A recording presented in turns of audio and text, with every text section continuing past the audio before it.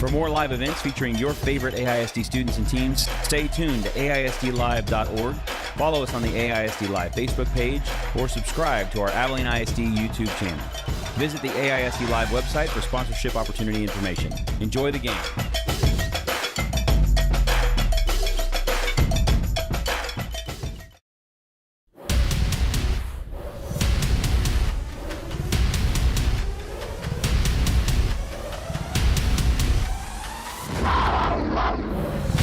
Cummins on first down, takes the snap.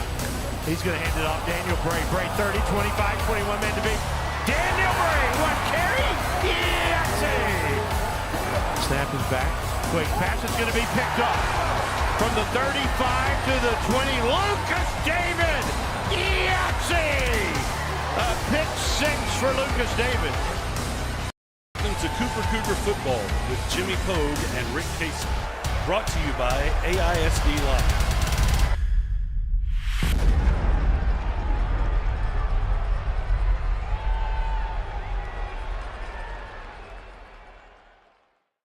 That number knocked down to, I believe, 12 or 13 last week. Something like that. If you knock it down by 20 again, we'll make extra tackles here tonight. So, but the Cougars are, they're back.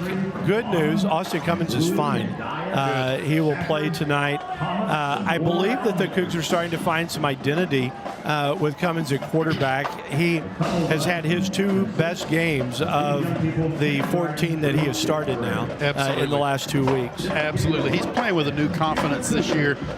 I think the game has slowed down for him. He's seeing the passing lanes better. He's seeing the running lanes a lot better, using his legs more this year than he did last year. I think the best is ahead for Austin. Glad he's okay and going to be able to go tonight. Cougars really need him, as they really don't have any experience backing him up. They've got Jared Clancy, very good JV player last year. They've got Jaden Carrillo, but you want Austin Cummins in the ballgame. I think one of the things that we noticed last week, the emergence of two freshman players, Zaylon Johnson and Tayden Bender, both on the outside as receivers. It's going to be exciting to see those two as they develop through the years. You know, we've had the pleasure of watching Dyson Davis grow over the past 2+ years, and they're on that same trajectory. Zaylon Johnson has got, I think the sky's the limit on his potential. Tayden Bender is tall, strong. They both can run like the wind. These kids have a tremendous future, and I think if you're coming up in the Cougar program, you want to be a quarterback for the next 3 years. Yeah, no doubt. Someone's going to pass for a lot of yards with those two guys. But, and the Cougs so far have been led by Xavier Alexander, who has just been everything to the team through the first 2 weeks, showing a lot of senior leadership. Cougs need him to have another big game tonight. Yeah, Zay has really led the way on offense and defense. Struggled with some cramps in the first game against Hazel last week. Got beat up a little bit, but came back and just made some tremendous plays.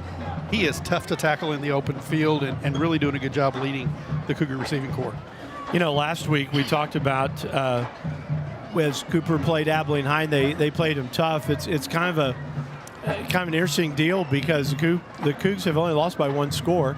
They lost by 9 last week to Abilene High, but Abilene High struggled a bit last week against Odessa Permian. Abilene High lost last night, made a valiant comeback, but fell short. Was it 43-37? 42-37. 42-37. But I think the thing that has really shined for the Cougars this year is the no-quit attitude. Yeah. They had a chance against Hazel to roll over and quit when Hazel had hit them with some big plays. They didn't. They continued to fight. In talking to the coaches after that game, they said the players still thought they could win it when they had 13 seconds left on the clock. Yeah, well, last week. One of the things that has to happen, though, is you need a game where you're not saying, well, we showed a lot of fight. You got to have a game where that fight has turned into results. That's exactly right. And the Cougars need that because, like you said, only one more non-district game. That'll be the first road game. And then you hop into district play. And so the Cougars will go back-to-back road games as they go to Memorial in Wichita Falls to lead off district play. And, you jump into that gauntlet. You go Memorial. You come back home for Wiley. It gets kind of tough. And then go the next week to Lubbock Cooper. To Lubbock Cooper, to Woodrow, That is, their schedule is going to be really front-loaded in the district power struggle. So you've got to put it together, and tonight has to be the night to start that. I thought it was interesting last night in district play. Palo Duro dropped a game. Everybody was talking about Palo Duro was back, and they're not yet. I mean, I think it's kind of interesting how coaches go about their non-district schedules because you can sit there and you can run through bigger schools, which Cooper has done with Azle, with Abilene High, and now with Central is double the size of Cooper. You run it either that way or you try to get some early wins and give your team a lot of confidence, which I think is what Palo Duro did. And then it bit them last night. And so now they go into a long weekend with a lot of questions. Yeah, I mean, they are extremely athletic, but they're in the process of learning how to win. They opened up against Caprock, Tascosa, then played Caprock, and now last night they played Canyon. They were ahead 23-8 at one point in that game. Canyon wins the game 26-23. So Palo Duro, as you said, still has some learning to do and really to figure out their schedule, figure out what they're going to do. I think their schedule early, they just keep them in Amarillo. Yeah. I want to see when they play Amarillo High. Yeah. And see what happens there. That'll be the quality opponent for them. Wiley ran roughshod over Coronado last night. Their score was 41-12. So Wiley looked like they were doing everything right. I watched a little bit of that on the stream, and Coronado looked very disinterested. Yeah. Wiley has, and I'll say this for Clay Martin, one of the things that Clay has done and done well with the Wiley program, he has given them a lot of focus. Yes. And so you see them come out with an intensity every game that not a lot of teams match. Yeah, and they've become one of these teams that they do what they do, and they do it right. They're not going to beat themselves, so you're going to have to go out and really beat them to get a win against Wiley. They're not going to drop it for you, and they did that last night. Well, tonight for the Cougs, they're going to have to – I think you have to balance it. I think Austin Cummins has to be tested early. I think you have to see if he can run on the knee. Yeah. He's wearing a brace. I have him in class, and one of the things that I asked him probably Tuesday or Wednesday, I was kind of like, I asked him the brace, how you doing? He goes, I'll be all right. He said they just wanted to make sure that I was braced more than anything else because he said there's nothing structurally wrong. Well, I went out to practice Monday or Tuesday. They said they had put him in the brace on Monday just to see how it was, that he was moving fine without it. Tuesday he didn't do any contact drills, but didn't do a lot. And then trying to give the leg time to recover from the tweak that he had last week. So I think Austin will be back tonight, and I don't think his instincts can let him not run.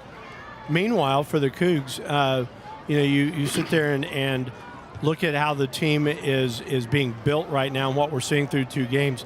Peyton Ewing is getting 5 yards a carry, 5.2 a carry, 24 carries, 124 yards. We need to see kind of a breakout performance from him. We need to see that number doubled. We need to see 24 carries, 124 more yards tonight. Yeah, we need to see that. That 24 carries for 124 yards, that averages 12 carries a game. He's got to double that. And I think you've got to be able to go against the defense and really pound away with him because he's a punishing runner. Yeah. And pound away with him, let him get in there. That will open up the passing game even more for Austin Cummins, Xavier Alexander, and your two freshman receivers. Had a conversation with Scott Stewart yesterday, and one of the things that he talked about was he talked about the defense, and he was critical. He said, he said part of it's me, but he goes, I can't go out and tackle anybody. He goes, we've taught him right, but he said they have got to go out and make plays. Yeah, I mean, and they work really hard on. They watch film late into the night tonight, and tomorrow morning they will find out where they made to make adjustments, and then they'll be working on that all week long to try and prevent mistakes that happen one game from happening again. And then it's just a matter, you're putting your future, your job security in the hands of 14 through 18-year-old kids. And, they see something happen, they want to go make a big play, and sometimes they may get out of their lane and create problems. Getting the tunnel runners going. Got to find my girl. She made it. That's funny. They had to turn them around at the 50 because Central is still warming up out there. That is funny. Saw a whole bunch of people looking like they were shutting a gate. It's like an old basketball play, the swinging gate. I can't find her, but I'm old. That's because there's 1,000 children down there. They're all in blue shirts, yeah. This This is blue shirt night at Shotwell Stadium. Not for us. Not for us. Cougs actually are going to be wearing the all reds, which is funny. I thought they would be sticking to the blues, but they've gone back to the all reds. Makes it tougher for us. Makes it a little tougher for us. Test our eyes. We're going to take our first break. We're going to go inside some numbers when we come back. Glad you're with us here tonight on AISD Live. We're back with more after this. You're listening to AISD Live, Abilene ISD's exclusive home for streaming live games and events. For more live events featuring your favorite AISD students and teams, stay tuned to AISDlive.org, follow us on the AISD Live Facebook page, or subscribe to our Abilene ISD YouTube channel. Visit the AISD Live website for sponsorship opportunity information. Enjoy the game.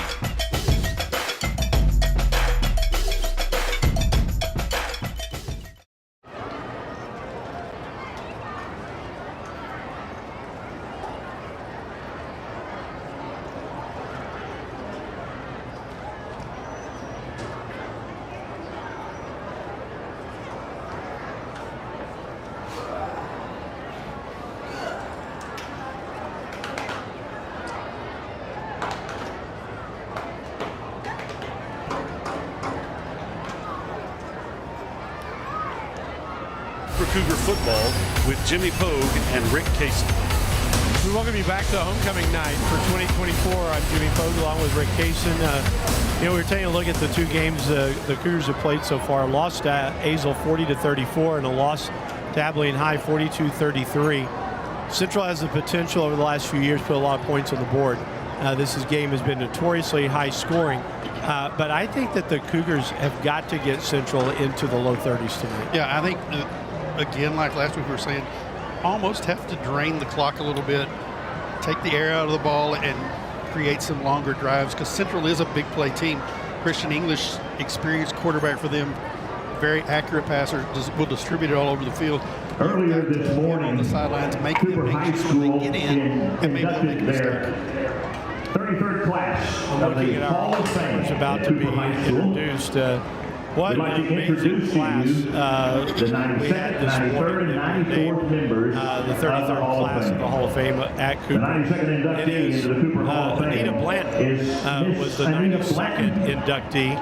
She's an Emmy Anita Award-winning is an journalist. Emmy Award-winning journalist Good who Morning joined Fox Chicago. 32 to Still enter CJ Chicago the 2022. school record She of joined the women's 200. WFLG TV family after 9 She's years as still evening there. anchor And for former student council kid. It was fun to see her today and have a chance to Fox visit 43 with in Hampton her. Roads, Virginia. She has received the Silver Star Legacy Award from the Urban League of Hampton Roads, Virginia. She also was honored as a 2023 game changer in being one of Chicago's top 30 most influential black women. And so she is down there right now with our principal, Lindsay Williamson. Our 93rd inductee was Dr. Leslie Hutchins, a neurosurgeon here locally. She was the valedictorian of her class, went on to ACU, went to the University of Texas Southwestern Medical Center in Dallas to get her doctorate, and then started her career in the neurosurgery, neurosurgery clinical faculty at Virginia Commonwealth. And so, and then the third inductee, our 94th Legacy Award from the Urban League Jack was one that obviously puts the Awesome Cooper Band 15 sweepstakes. And being one of Chicago's top 30 most They influential black also women. went as the largest band in Texas and went to Turner Roses Parade. So just a great The 93rd great class today. inductee into Cooper's Hall of Special Fame is thanks Dr. today, Leslie George Hutchins. Levesque, the director of the Paramount Abilene, came in and he was our With a career spanning over a decade, he moderator currently serves as the for chair of an event. We neurosurgery did a question and answer with him instead of the typical just put a mic in front of him and see what they say. He did a really nice job today. Graduated valedictorian. Good friend of our school. So, and seeing Leslie Hutchins being a good friend of our school, seeing Leslie being inducted right now, being introduced. She even said, she goes, I still bleed red and blue. She said, I asked patients before I do brain surgery. Think about this one for a second. Before I do brain surgery, I asked them if they're local, are you a Cooper and Abilene High fan? And she said if they say Abilene High, she's like, well, I can't guarantee anything. And I'm like, that's before brain surgery. So, yes, anyway. Okay, I have a question for you. All right. You said like 91st, 92nd. How do you choose, when you've chosen 3 people, how do you choose who's 91, who's 92, who's 93? Actually, there's 2 ways you can do it, and we did it way 2 this year. Usually, you do it by who gets the most votes. Okay. All 3 were unanimous this year, so we did it alphabetically. So cool. That's actually the way it worked out this year. But Tim, that's a great question. Typically, you do it if you have someone that's unanimous, you choose that person becomes the headliner, whatever. But this year it was just alphabetical. Okay. But what fun! Jack Nault drove in from the Villages in Florida. Really? Anita flew in from Chicago last night. And it was funny. They were talking this morning as Anita was thanking people. She thanked her parents. And it was so funny because her mom might well be the best student council mom I've ever had. Wow. Because when Anita was my vice president, her mom comes in and she said, look, Sheila Blanton says, look, Mr. Pogue, here's the deal. If you ever need anything, let me be your first call. Wow. And I'm telling you, I was, that's a great person to lean on. I called her countless times and would say things like, hey, I've got a homecoming queen nominee that does, and Anita was our homecoming queen, but I've got a nominee that no one made a mum for. She came to the pep rally, had the mum ready, stuff like that. And they all 3 talked about the Village at Cooper High School, and I thought that was really impressive to be able to do that. But I just couldn't be prouder of the 3 of them because what an awesome day today to have these 3 be named. Every year I'm just blown away with the people that y'all bring in and where Cooper has stretched to all over the country, all over the world. And the nominees you have, turn on TV watching Beat Bobby Flay and Jess Cagle's on there as a host one night. You just go, wow. I will tell a funny story, though, about our moderator. You said Jess Cagle made me think of this. The year that we put Jess in, 2019, Katie, my daughter, was our student body president. So, she watched she saw Jess's podcast. She'd seen him on Entertainment Tonight, all the things. So she had seen all these things, but she was enamored with George Levesque because when George was on K-Texas, Kay was a little girl, and we walked into United one day, and George, I've got 2 Georgie Awards in my house from back when I had a talk show, and George was our executive producer of that, and so twice I won for play-by-play, and they were called the Georgies. You had an event, you had an award show, and the whole thing. Well, Katie was enamored that I saw him at United, and we stopped, hugged, talked for a while, and Kay's like, Dad, you know George Levesque? And I was like, yeah. I want his autograph. Yeah, exactly. So when Jess Cagle is inducted, I have a picture of Katie standing between Jess and George, okay?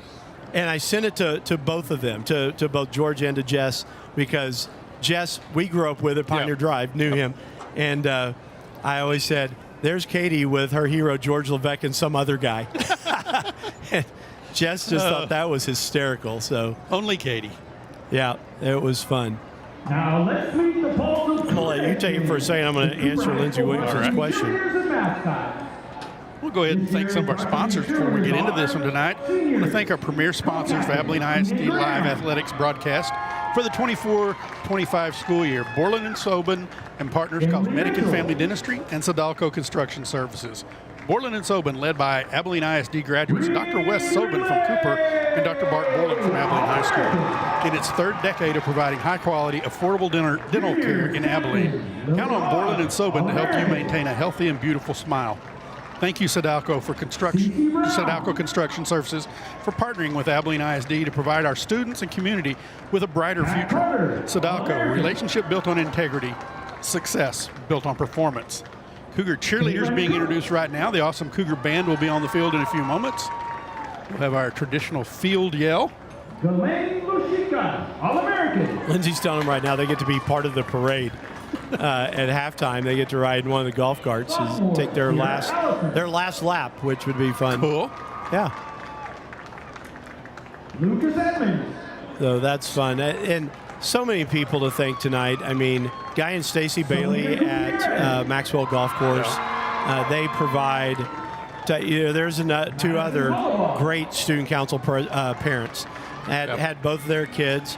Had Brooke and then had Bear. Tragically, we lost Bear a few years ago, but had both of them in student council. And Guy and Stacy, anything you needed, they were like, we got you. And all these years later, they still provide the golf carts.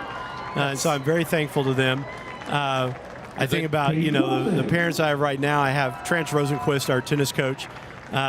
His son's a sophomore with us. Speaking of tennis, they are 20-0. Wow. I was at tennis yesterday. He does.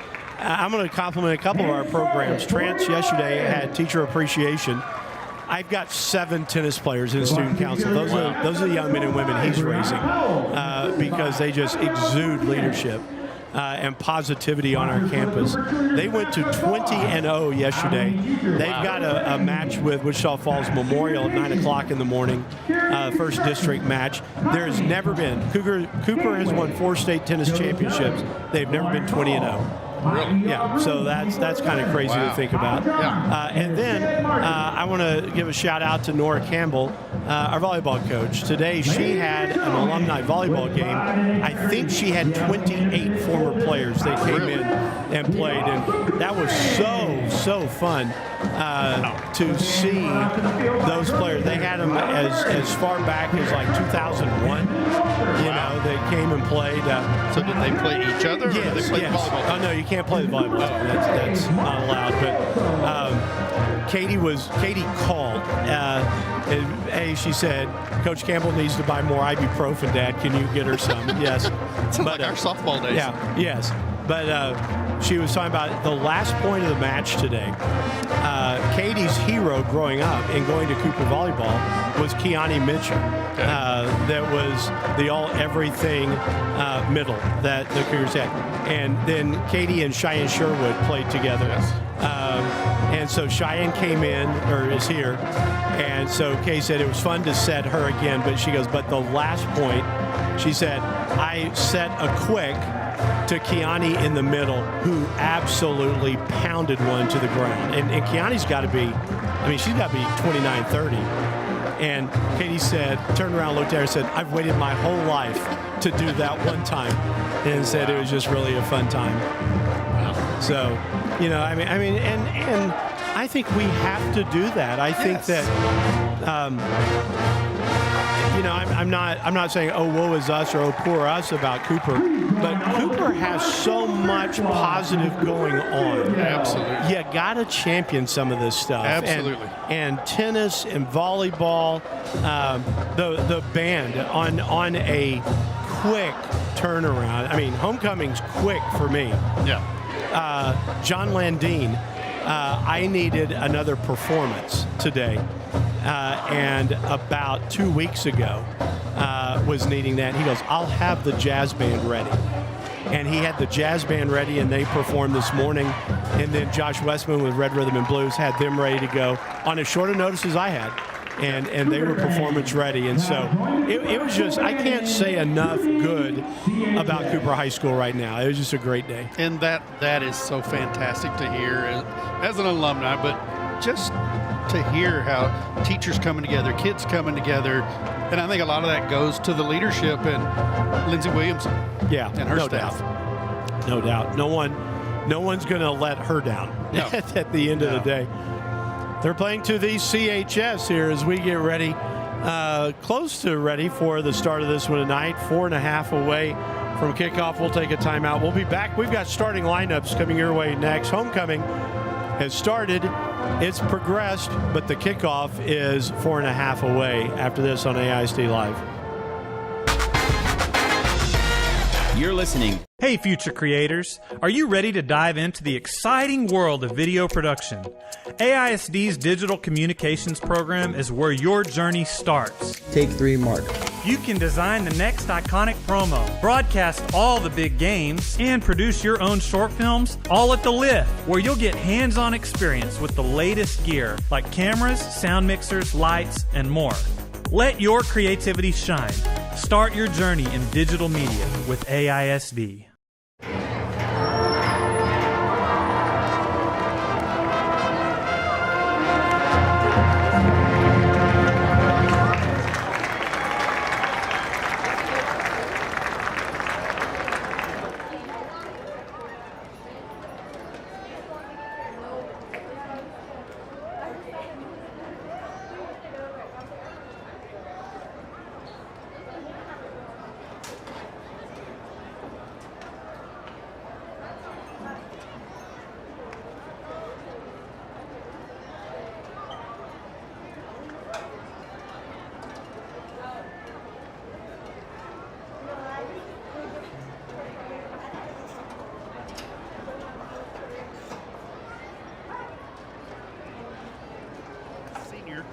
The right guard is number 63, Ethan Boyd, 6'5", 290-pound sophomore.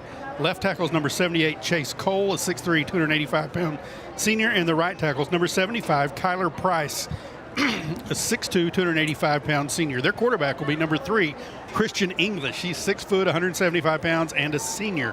Receiving corps, number 15, Gavin Johnson, a 5'9", 165-pound sophomore. Number 18, Jimmy Edwards, a 5'11", 175-pound junior. In the slot will be number 23, Jesse Smith, 5'8", 165-pound sophomore. And their tight end is number 81, Kasner Stribling. He's 6'3", 220 pounds. The running back, number 22, Darius Hewitt. Oh, I'm sorry.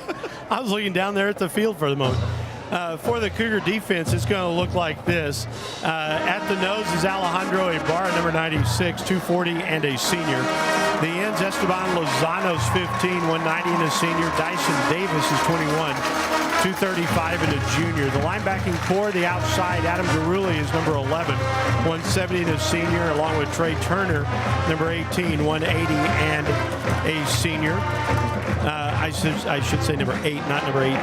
The inside backers, Cannon Adams is number 40, 190, and a senior. Cedric Brooks is 46, 190, and a senior. The corners, Kamari Titus is number 1, 155, and a junior. Xavier Alexander is number 3, 150, and a senior. And the safeties, Jacob Bynum, number 4, 162, and a junior. Jeremiah Apple is number 10. He's got 2 picks on the young season, 170 and a senior. Let's take a look at the Central defense. Nose guard will be number 50, Brian Sandoval. He's 5'11", 265-pound junior. Defensive ends, number 38, Sean Scott, a 6 foot, 200-pound senior. And number 90, Oscar Herrera, 5'9", 220-pound junior. The weak side linebacker will be number 25, Ricardo Perescuella, 5'7", 180-pound senior. And the bandit on the other side is number 8, Jacob Jackson, 5'11", 190-pound senior. Middle linebacker, number 7, Mason Van Sickle, a 6 foot, 185-pound junior. Strong side linebacker, number 33, Luis Angel Garcia, 5'10", 175-pound junior.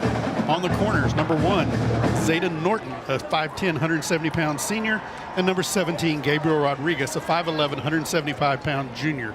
The free safety will be number 28, Kason Rogers, a 5'10", 165-pound junior.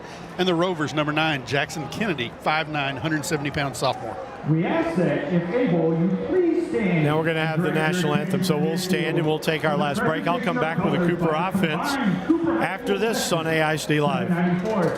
Man, I loved playing high school sports growing up.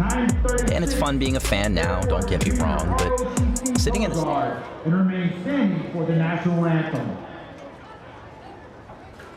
The color guard is under the command of Cooper Cadet Colonel Jalissa Flores. The Texas flag bearers, Central Cadet First Lieutenant Michael Darby. The Cooper flag bearers, Cooper Cadet Captain Skylar Gears. The Central flag bearers, Central Cadet Major Caitlin Moore.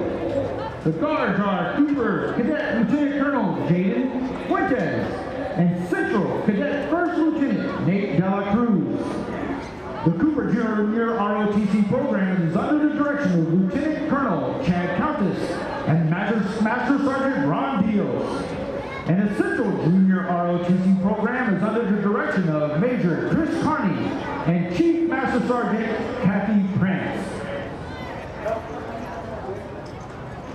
Ladies and gentlemen, please observe a moment of silence, giving you the opportunity to pause and reflect on the safety of all the players, spirit squads, and officials for tonight's game. We also ask that you be mindful of members of the Cougar family who made the ultimate sacrifice in the service to our country as members of the armed forces or first responders.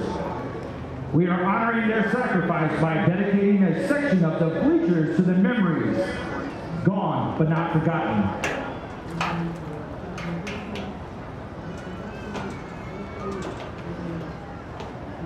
And now, to honor America, our national anthem.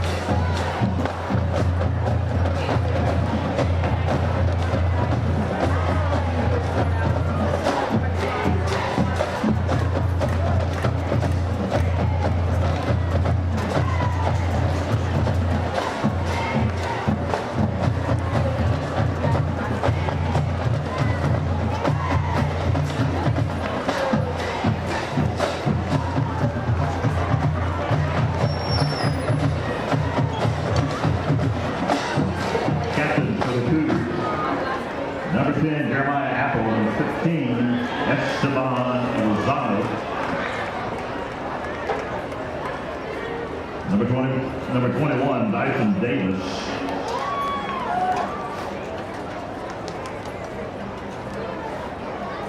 Also number 5, Austin Cummings.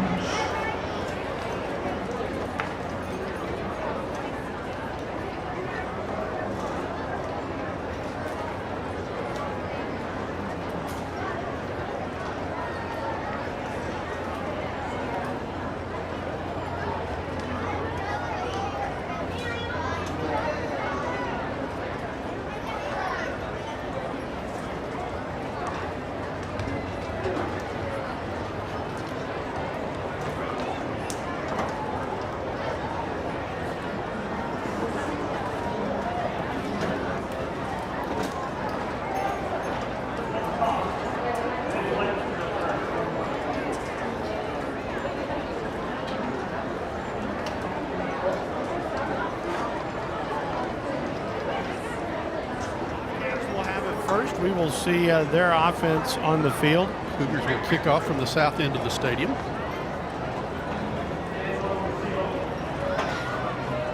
This is going to be a hard number game because Central wears the white uniforms, the white, the light orange numbers. Yes. Perfect. Their captains tonight, number 1, Zayden Norton. They did the 20, orange jerseys, Allen. blue numbers. Yeah. No outline. Number 38 is Sean Scott, and number 65 is Jacob Race. So we're about ready to go. Like we said, it is homecoming. And the Bobcats come out on the field.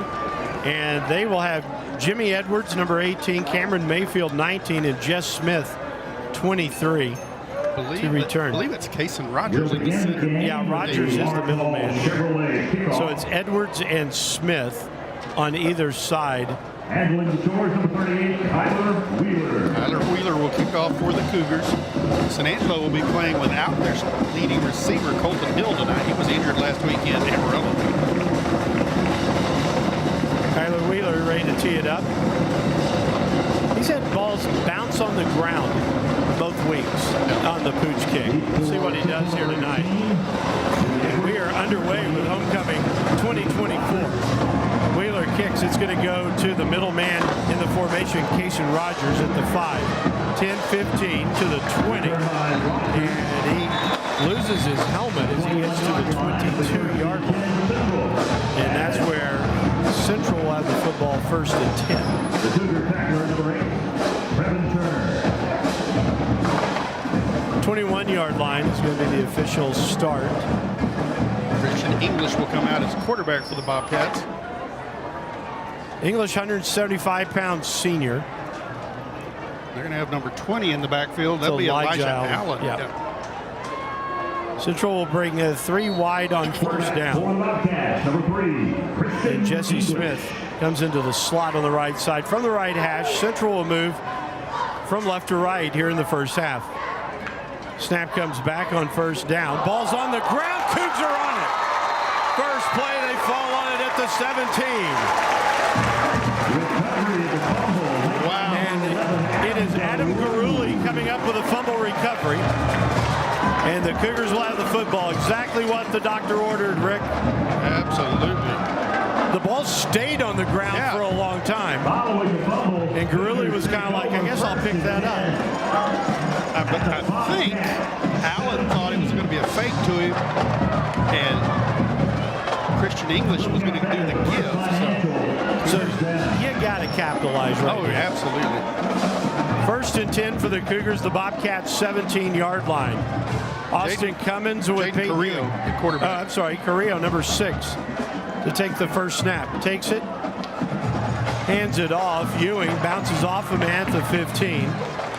It's a couple of yards, and that's all. And quarterback for the Cougars, number 6, Jaden Carrillo. So this is interesting that it's Carrillo. So Collier comes in, number 80. Kind of a game-time decision here, Rick. Tavius Collier is into the slot on the right side. Carrillo takes the snap. He's going to throw on second down. Has a man underneath. He's got Alexander. And Alexander has to about the 12. It's going to bring up 3rd and 5. Alexander. To the 13-yard line, the tackle made by Van Sickle. 3rd and 6 for the Cougars.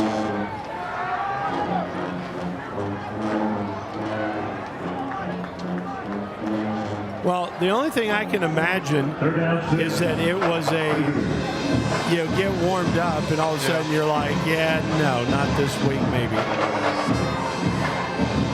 Also, Aaron Rohn told us that all 3 quarterbacks, Carrillo and Jared Clancy, would see time here tonight. On 3rd down, Carrillo hands it off. Big hole for Ewing. 10, 5, Ewing. Cougs are on the board. Peyton Ewing from 12 yards out. The Cougs have the lead. Cougs with the early lead on Peyton Ewing. Scampered. Great run by Ewing. Broke it to the right and then saw the hole. Planted his outside foot and took it into the end zone. Kyler Wheeler will come on for the extra point. Jaden Carrillo will have the hold. 2nd touchdown of the year for Ewing.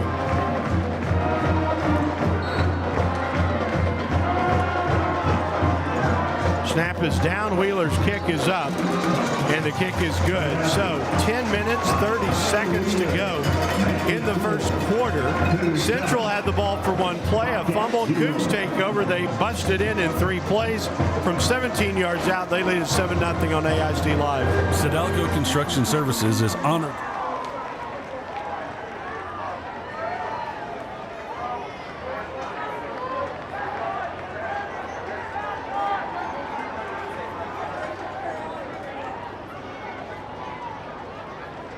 Transform your nights with our exquisite outdoor lighting at Avalon.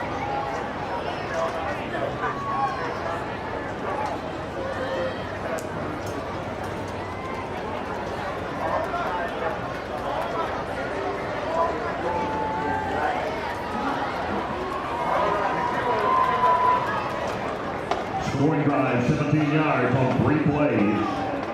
13 yards for the touchdown run from Peyton Ewing. 7-0 our score. Just a mix-up for Central in the backfield, and Cougars pounce on the ball and recover it. Then it's just 3 plays into the end zone. If you can play like that and run the way they ran on that drive, you may not need Austin Cummins tonight. Wheeler's kick is going to come down to Rogers again at the 10. 15 to the 20. He's got a hole up the middle. 30, 35, 40. Tries to get to the outside. He's going to be knocked out of bounds at midfield. Good return. Jimmy Edwards on the return to the Cooper 49-yard line. Maybe the last deep kick we have tonight. It'll be first down. Take it out of bounds. So, Rick, do you see Cummins down here? I was looking a while ago for him. Oh, I see him. He's at about the 35, yeah.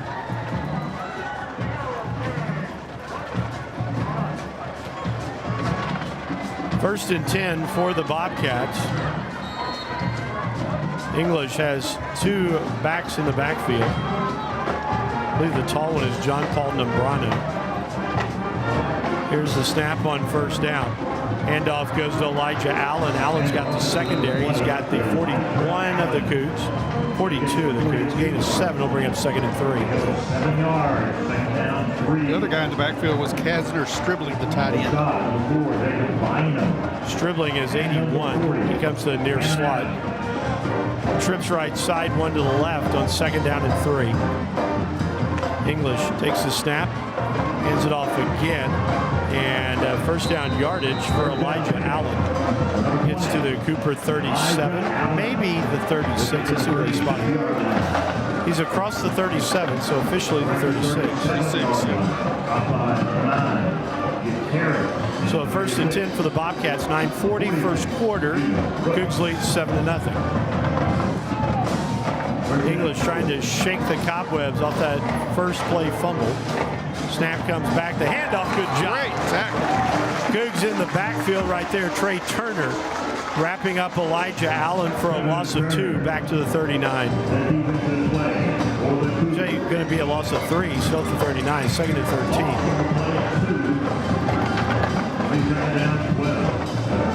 13. Trey just read that. Yeah, well, he was on a blitz from the outside and just chased, went untouched to Allen. Chased and made the tackle behind the line. English on 2nd down. Brings a man in motion is Smith, and now across the formation is Edwards. Double tight end. Snap comes back. Handoff, nothing doing right here. Elijah Allen lost another yard back to the 40. He has met the point of attack. Dyson Davis was there. Dyson Davis had his arms waiting. And it brings up 3rd down. 3rd and 14 now for the Bobcats. At the 40-yard line. Cougs making sure they're wrapping up here tonight. 8.5 to play in the first quarter. Cougs by a touchdown. And they want to get off the field here. 3rd down, 14. English going to have to go the air. He's got trips to the right side. Instead, he's going to hand it off to Hewitt. There he is, Hewitt. Gets to the 34-yard line. It's going to bring up 4th and 8. Yeah. On the top. They're going to go for it. I started to say you're in no man's land. Yeah, you really are. It's going into the wind. You can't kick the field goal. So English on 4th down, same formation, trips right. Cougs, they're going to be offsides. Free play. English throws. He's got a push off on his receiver. No flag. Receiver was Gavin Johnson, the intended receiver. Should be offsides against the Cougs. They'll take the ball down to the 29 and make this 4th and manageable. 4th and about 2. 29. Marked off against the Cougars. Turner was trying that blitz again, Rick. Yeah. Fourth down. Fourth down. Misjudged the snap count. Yeah.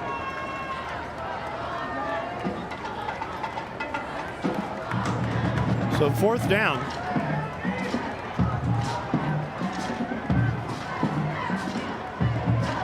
English takes the snap, hands it off.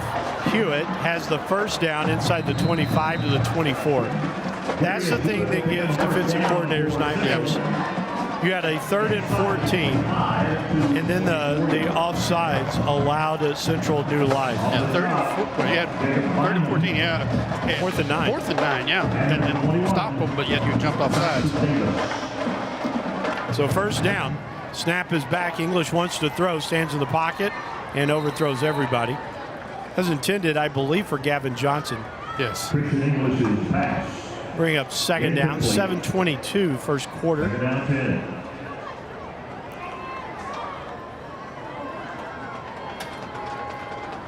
Mark Smith looking to find consistency in his team.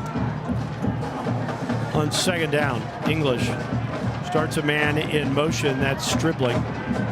Takes the snap, hands it off. A little stutter step by Hewitt. And he doesn't get far. Esteban Lozano is there. Yeah. Now you got to get off the field again. Yeah. Again, though, against the wind, I think it's 2-down territory. I do too. Will stop him at the 23. From here, it'd be a 40-yard field goal into the wind. Hey, you know how you know the wind's blowing too hard? The fair doesn't have that swing set thing spinning. They would fly somebody off. 3rd down, left hash, 2 receivers into the boundary. Now 1 comes right. On 3rd down, English, long count, takes the snap, play fake. Dancing around, think the play's busted. He's got running room, 15. He's got a 1st down, 10-5. English reaches, end zone, touchdown. Well, a busted play. Yeah. Christian English goes 23 to the house. Well, everybody was flowing to the right on the offensive side. English pulled it down, runs to the left, and really nobody there to get him. He gets dived into the end zone. So it'll be Wesley Nye is the kicker. 84, Evan Vaughn. Evan who? Vaughn. 84. That's not who my friend Mark Smith put on the 2 game. So Evan Vaughn for the point after. Snap is down, kick is up, and the kick is good. So 6.5 to play in the first quarter. We're tied at 7 here on AI State Live. I just love playing sports. Transform your nights with our exquisite outdoor lighting at Abilene Nighttime Decor. Illuminate your landscaping with elegance and create the perfect ambiance for relaxation and enjoyment. Experience the magic with Abilene Nighttime Decor by Lone Star Electric.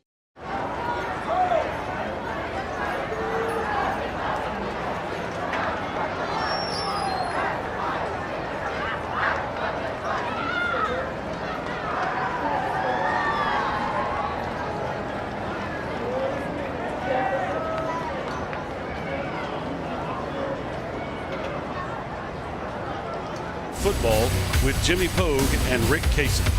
Central goes 9 plays, 49 yards and 357. Christian English, a 23-yard touchdown run. The point after is tied the game at 7. So Evan Vaughn will come out to kick off for the Bobcats.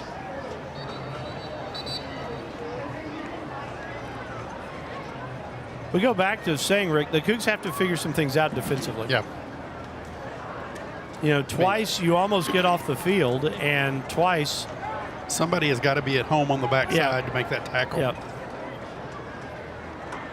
I was going to say, it's twice Central has once picked up a first down and once a touchdown. Johnson, Xavier Alexander, Jeremiah Apple. And interesting, they were running the ball at Dyson Davis. Kicking off for Central, number 84, Kevin Wall. Here's Vaughn's kick. It's high and short. Cougs from the 24-yard line. 30, 35 to the 40. And out to the 42-yard line, I believe, was Trey Turner. Is that, no, that's his number. That's Apple. Jeremiah Apple.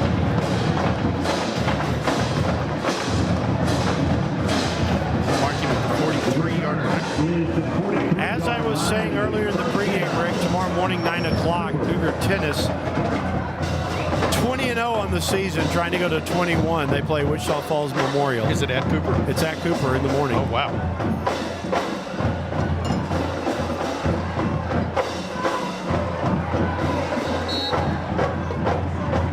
Cougs. Wow, a big switch here on first down. Carrillo, low snap, picks it up. He's going to run, tries to get to the edge left side, and gets to the 43-yard line. Gets back to the line of scrimmage, nothing more. Good job by Carrillo, though, to pick up that snap and at least get back to the line of scrimmage. Back at the line of scrimmage, it'll be second down 10. Second down 10. Cummins is right next to Will Wise with his helmet on. 2-by-2 formation, ball at the left hash for the Cougs. Central shows blitz. They hand it off. Peyton Ewing's got a lot of running room. 45, 40, a cut back. 35, he may be gone. 30, 25. Ewing still on his feet down to the 20. Big gain of 37 yards for Peyton Ewing. And it's a first down for the Cougs. This is exactly what the Cougs needed from him. Absolutely. They're marking him on the 21. In Bobcat territory at the 21. Got to get the sticks down there and set up. Snap comes back. Handoff again to Ewing. Dives forward to about the 19. Gain of 2. It'll bring up second down and 8. By Ewing. At the 20, it's second down. 5:20 to play in the first quarter. Game is tied. Cougs are at the 20-yard line of the Bobcats. I mentioned it last week. Ewing reminds me of a lot of Davon Riddick. He's got the long strides, big, powerful running back, and knows how to take it north and south. This time the ball at the right hash on second down, the 5-minute mark. Cougs had the wind to their back. Snap comes to Carrillo. He's going to pass. Got a man on the post, and he overthrows him. He was looking for Alexander, and it was just a little bit high, and it's going to bring up third down. Carrillo, pretty good pass right there. Yeah, though. it was. Carrillo came up as a quarterback. Pass is incomplete. It's still different. It is different. Different speed, but Zayden Norton. Third down 9. The spot is. this will be 2-down territory for the Cougars. On third down. Same formation, trips left. Play clock down to 10. Cummins is quarterback. Has time. Austin back to pass. Now he's going to run. Trips, falls down at the 19. So Cummins into the game, down at the 19-yard line, brings up fourth down. For Central, number 6, Davis Darby. Cummins try a field goal. Cummins is limping. This will be 36 yards for Kyler Wheeler.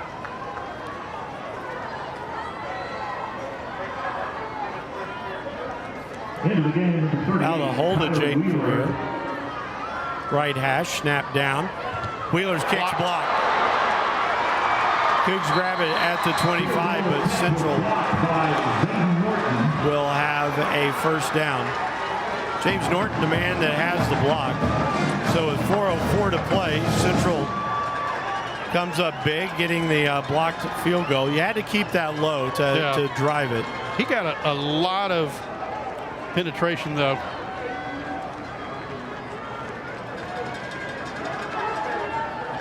Bobcats will take over on their own 25-yard line. Bobcats at the 25-yard line. Field goal. It's first and 10. English, the quarterback, had trips left, brings one right. Wants to throw on first down. Looks long, throws long, has a man out there. And that is incomplete. Jacob Bynum, I am very surprised. Yeah, me too. Bynum was in coverage, and Bynum was actually in too good a coverage. Yeah. That should have been a flag. That should have been. Second and 10. Bynum just put his head down and ran through the receiver. Yeah. Second and 10 for the Bobcats from their own 25. I think the saving grace of that might have been the fact the pass was underthrown a little bit, but underthrown a little bit, but I was going to leave it right there. If it happens on the other side of the field, Mark Smith might be in the ear of an official. Yeah. Second down. English hands it off to Elijah Allen. Allen stopped after a gain of a yard. Alejandro Ibarra is there for the Cougs. He gave him the 27. Again, it becomes one of these situations, Rick. It's third down and 8. You got to get them off the field. You got to get your defense off the field. Defense has to step up. And your defense needs to get your defense off the field. They need to be able to say, we stopped them. Yes. So third down, English.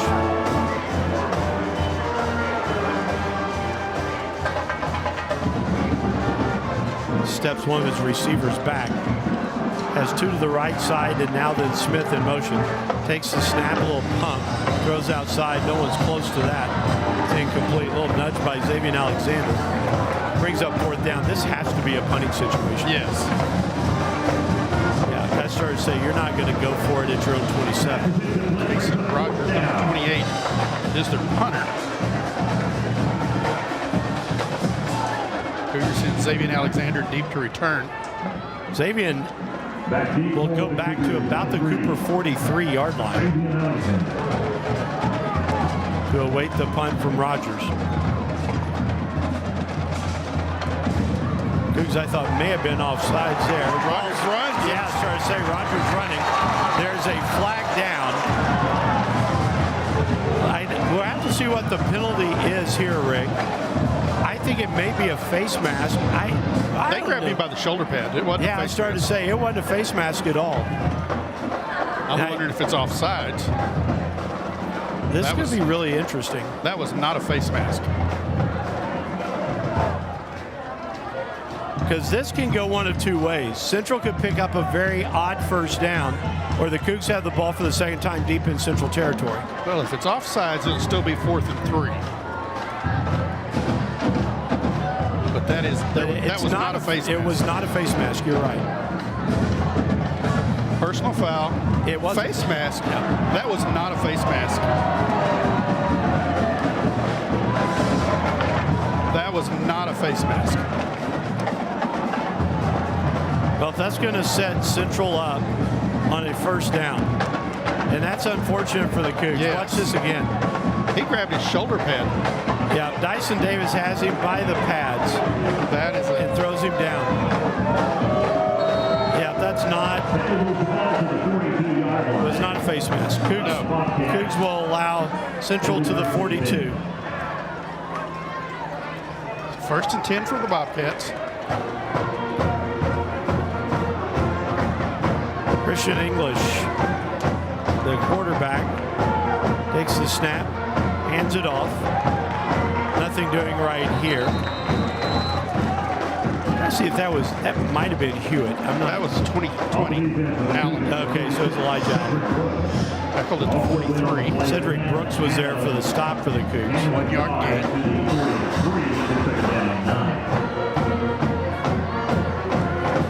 Something to talk to Aaron Rohn about on Tuesday. Rather not. 2:16 to play in the first quarter, tied at 7. Cougs nearly had the ball for the second time deep in Central territory. Stribling comes across the formation. Snap and the handoff goes.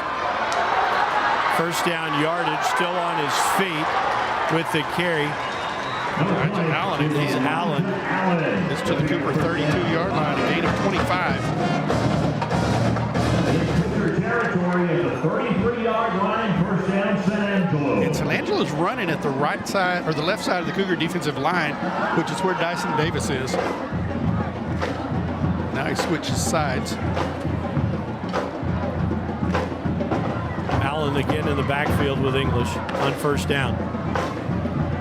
Quick pass underneath, pass caught. Gavin Johnson with a catch. He has the 21-yard line. Should be a first down. Cougs have a man down.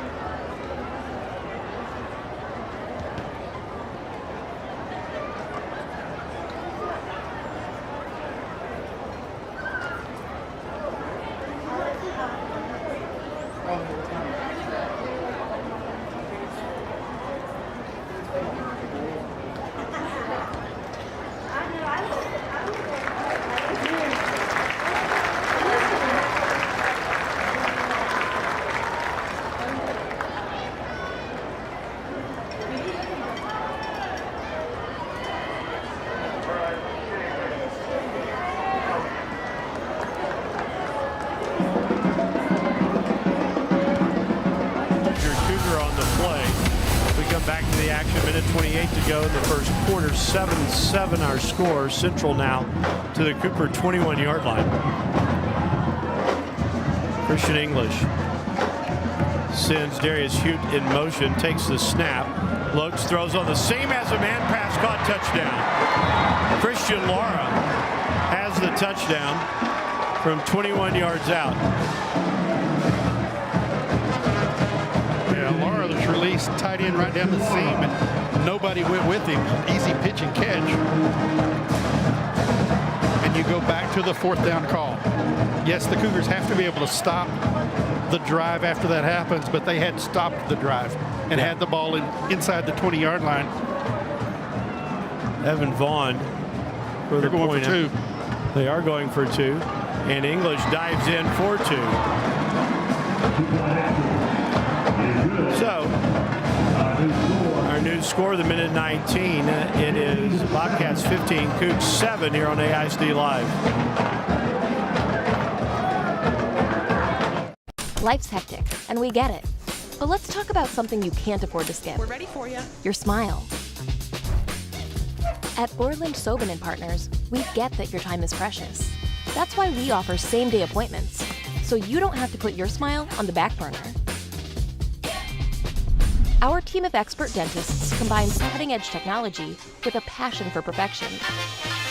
Thank you for calling. This is Borland Sobin. How can I help you? Book your appointment. We'll see you soon. In 1924, Timber Health was founded by pioneer West Texas to be a leading carrier. 55 yards to 45. Christian Lara, 21-yard pass from Christian English, and English runs it in for 2 to make this an 8-point Bobcat lead at 15-7. Bobcats set up in the swinging gate, and the Cougars didn't cover Christian English enough. He takes the snap and just kind of walks into the end zone. He dove, but really not pressured, and gets the 2-point conversion. Cougars trail 15-7. What I was saying, when your defense is struggling a little bit like Cooper's has, that's a backbreaker on the punt. Yeah. You know, you make a special teams play and you get the flag thrown against you. Kick is short and sailing out of bounds.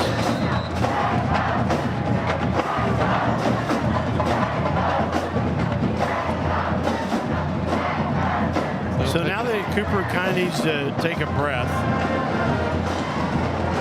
and get something going offensively. They've had things going offensively. Yeah. So the Cougars get the ball at the 30.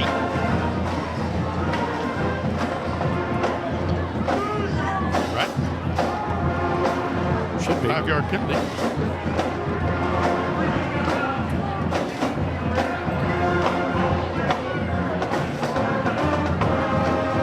Minute 19 remaining in the first quarter. Austin Cummins comes in at quarterback.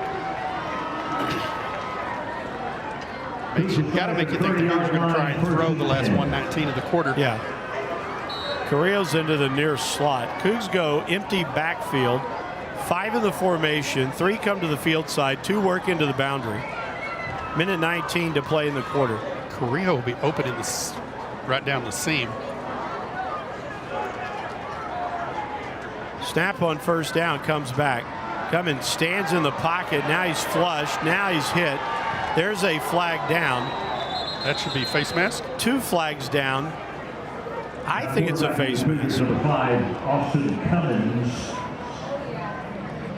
Cummins was going one direction and went another direction. It is face mask. Yeah. Now take the ball to the 45. 15-yard penalty moves the ball to the 45-yard line. It'll be a first financial first down for the Cougars. J.Q. Scroggins in the backfield now. No, it's not. That's Ewing. That's Ewing, yeah. Thought it was Scroggins, but. On first down from the 45-yard line. Snap is back. Cummins wants to throw. Does. Has a man pass caught. Alexander spins away from one. Can't spin away from the third man. Gets to the 46-yard line of the Bobcats. Big gain of 9. Bobcat territory at the 46-yard line. A gain of 9 yards. Second down to 1. Tackle made by Norton. 2nd and 1.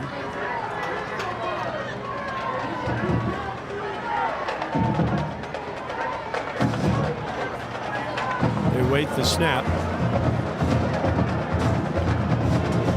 Snap comes back.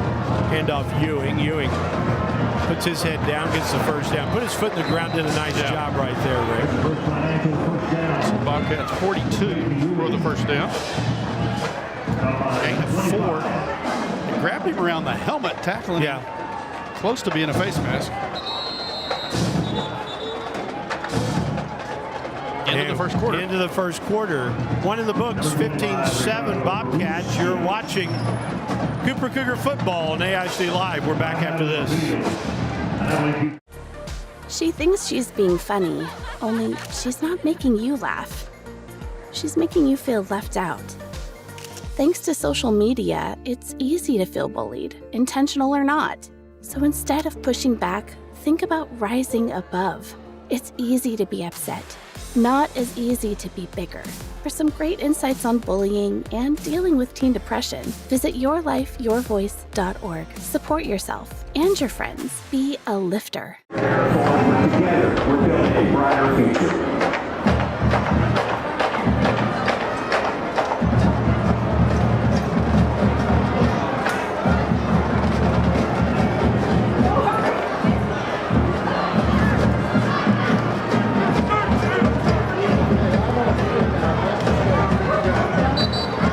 We begin the second quarter in Bobcat territory. 1st and 10. At the 42-yard line. Second quarter ready to go here at Shotwell Stadium. Jimmy Pogue, Rick Kaysen, 15-7 Bobcats with the lead. Cougs have the football 1st and 10, moving from left to right here in the second quarter. Austin Cummins has Peyton Ewing in the backfield with him. Takes the snap. Hands it off. A little cutback at the 35 and down to the 32. Close to the first down again. Again, Ewing running hard here tonight. They're going to call it the 32 and move the sticks. I believe. First financial, first down. First down, Cougs. Cummins hands it off again. Ewing's got a hole. Gets across the 25, dives forward to about the 23. Great job putting his hand down and diving. Yeah, what are his numbers here in the first quarter in 2 plays? You see Peyton Ewing, 7 rushes, 75 yards. Yeah, he's a different man out here tonight. Second down, a yard.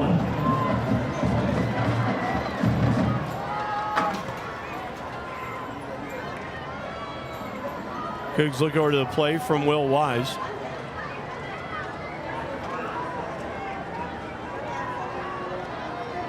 Now the man comes in motion. Handoff again. Ewing bangs his way forward inside the 20 to the 18. It's another first down, another gain of 5. First down, Cougars. Gain of 5. He can pick up 5 yards of carry. Yeah. Keep giving him the ball. And Kennedy. And Angelo brings in all new defensive front. Cougar offensive line starting to wear the Bobcats down. Yeah. Cummins steps back into the shotgun here. 2 receivers to the left, takes the snap, play fake, rolls left. He's got some room. Austin Cummins looks, turns it upfield. 15, dives forward, and he's down at the 14. So a gain of 4 for Austin. You can tell he's not quite 100%, Rick. Yeah, it made a wise decision to get out. Yeah. Major De Los Santos comes into the game. Matthew Hinson comes out. 2nd and 6. Inside the 15 to the 14. Second down.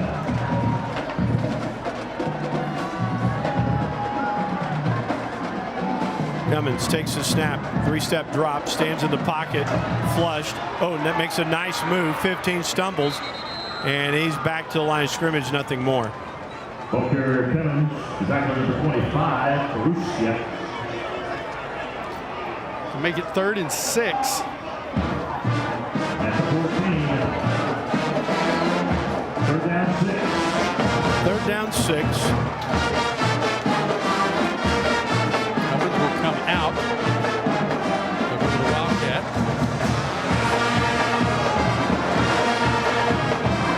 Ewing, maybe. Carrillo. Yeah, it'll be Carrillo. Play clock's down to 4. Got to run the play fast, and Aaron Rowe calls a timeout. 8:58 to play in the first half. 15-7. Bobcats, the Cougs are moving. We'll take the timeout. We'll be back in 60 seconds right here on AISD Live. There is nothing like the sight of a beautifully decorated home with dazzling lights to signal the holidays. While other companies may hang Christmas lights, Christmas Decor provides design, installation, service, removal, and storage to make your holidays simple. As the recognized professionals in the area, it is not a side hustle. This is part of our company and our culture. You can count on Christmas Decor by Lone Star Electric. Visit AbileneChristmasDecor.com or call 325-692-1266.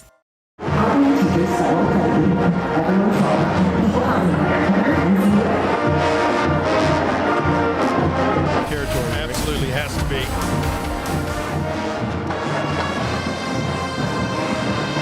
I'm waiting to see. Cummins is on the bench. So Yeah.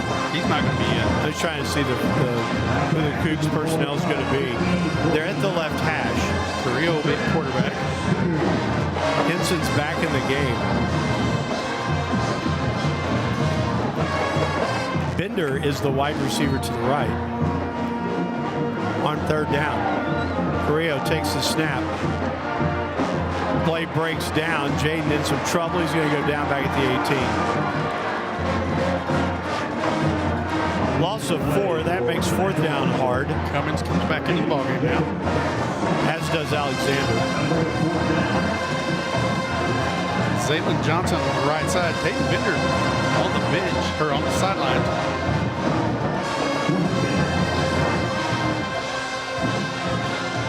So 4th down. You got to look for Alexander. Yeah, no doubt. Johnson to the right. Cougars right in front of the San Angelo band.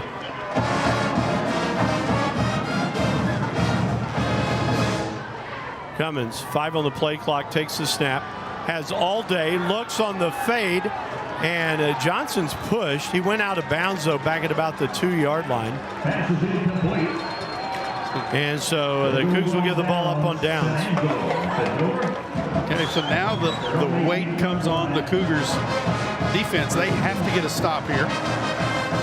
Can't afford to fall behind by any more points.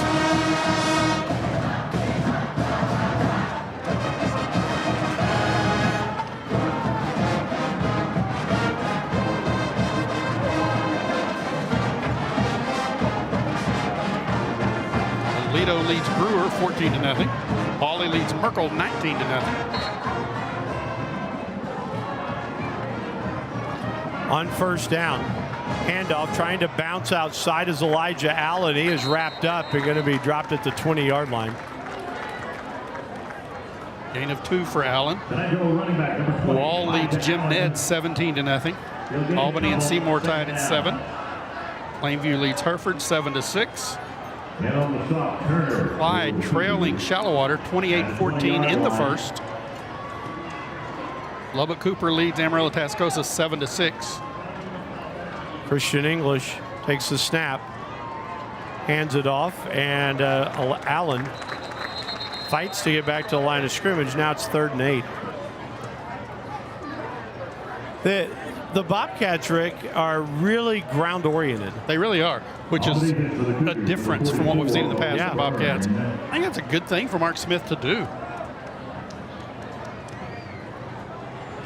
So 3rd down. Also on the play tonight, Israel Masso.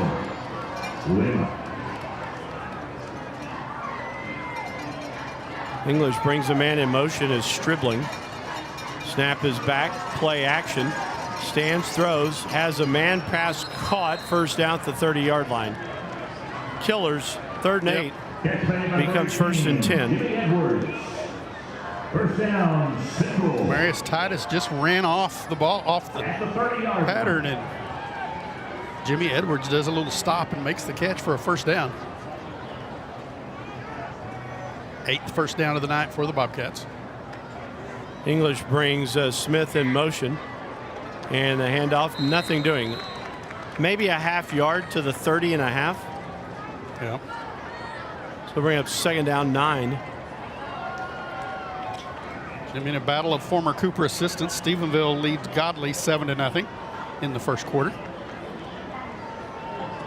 Offense versus offense. Yep. Offensive line coach against offensive line coach. 2nd and 10. They just stand out in the middle of the field, see who's stronger. Yeah. English going to throw on 2nd down. He's got a man pass caught, first down. Jimmy Edwards to the 43. Jimmy Edwards. If you play, there's a flag down. I think this one's coming back. Dodgers him out of bounds. An eligible man downfield. Penalty against Central. Should take him back to the 26.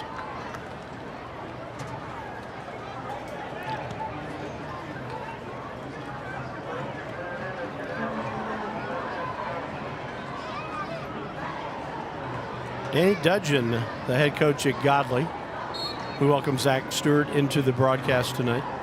He's like, who's at Godley? It's easier for me to do that than type at you, Zach. 2nd and 14 now for the Bobcats. Again, Smith in motion. 2nd man through, across the 30 to the 31-yard line is Elijah Allen.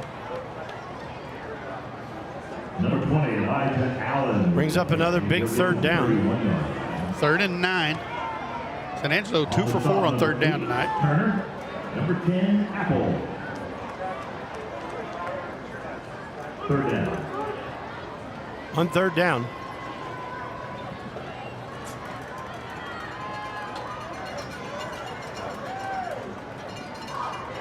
Snap comes back, play fake, pump fake, down he goes. Dyson Davis. Dyson Davis makes the play. No, Esteban Lozano with the play. Lozano. Esteban has the sack at the 30-yard line. Brings up 4th down, a punting situation. And on the play for the Cougars, number 15, Esteban Lozano. And number 44, Coburn. 4th down. Xavier Alexander goes back deep to receive the punt. Kason Rogers. 4.5. We're going to talk about it after the punt. Rogers is not deep. Now he drops back. Still not deep. He's only 10 yards deep on a punt. Takes the snap. Looked like he was going to run.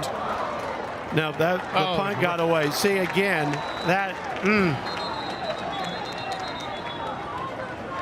Cougs, I thought, had a hand on that one. But the official's going to be able to hear that.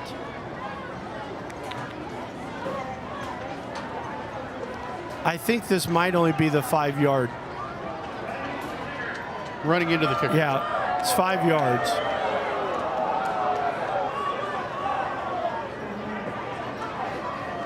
That'll take it back to the 35.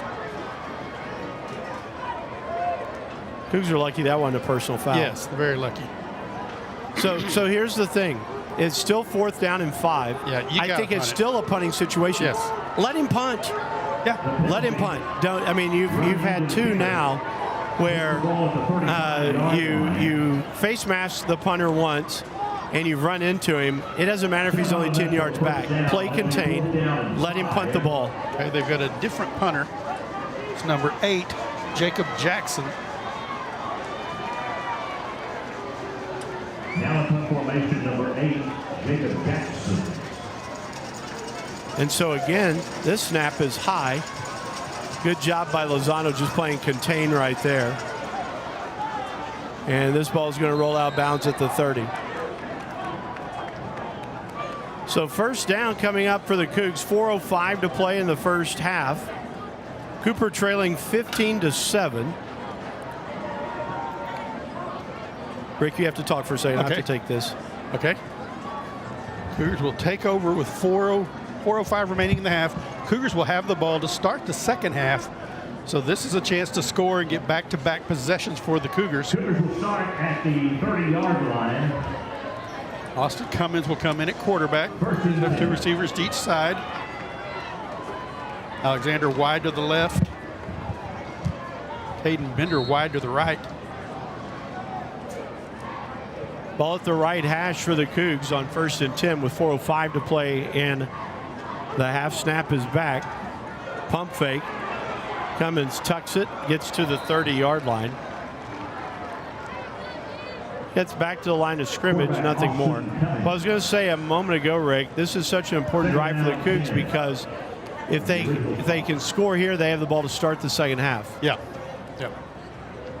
This is a chance to get back-to-back possessions. I haven't watched the coverage. Cummins a little hesitant to let go of the ball tonight and throw it. Snap is back on 2nd down. Handoff. Some running room. 40, 44-yard line. De Los Santos. Yep. Major De Los Santos has first down yardage. Is Torres Jackson. And the spot is the 43. De Los Santos is a guy that hand off again to De Los Santos. He's going to be met at the line of scrimmage. He'll fight back. He's still going to lose 1 on the play. Back to the 42. Going to make it 2nd and 11. That time Central got good pressure.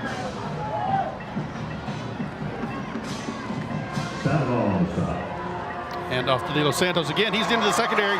Gets across midfield to the 43 of the Bobcats. That'll be another first down for the Cougars.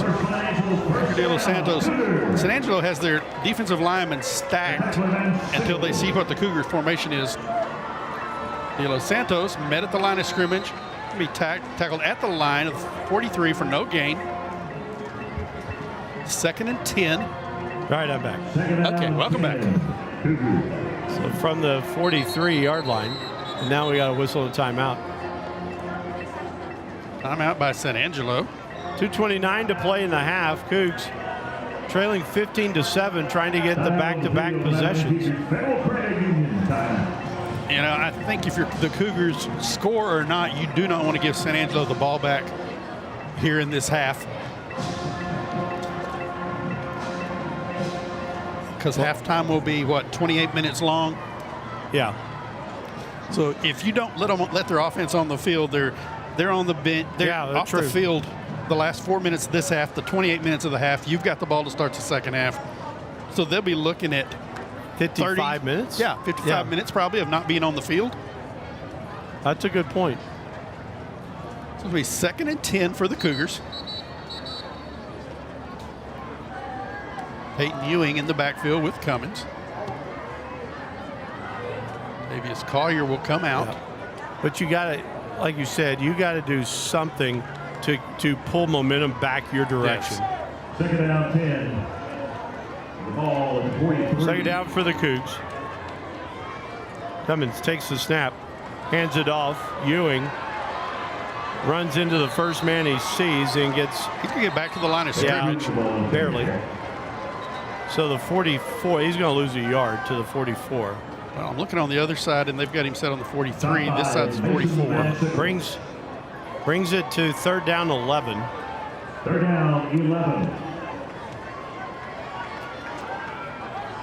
Cummins. Xavier Alexander here. On 3rd down, takes the snap, drops back, turns. He's going to run 40 and slides down at the 39-yard line. I'm with you, Rick. I don't think the coverage is great. I think it's good, but De Los Santos ran open just then. Well, Jaden Carrillo was running open, but Cummins is quick to pull it down. 4th down 6. A Central player ran out of his shoe. And on 4th down, Cummins stands in, throws a dart, but is not enough for the first down to the 35. So the Cougs will get the ball up on downs, and Central has it with 1:19. Where did they start that play from? The 39. Completion on the play to the 35-yard line. So 1:19 to play in the half. Bobcats get the football back, leading 15-7. First down. Central will take over 1st and 10. They're on 35-yard line.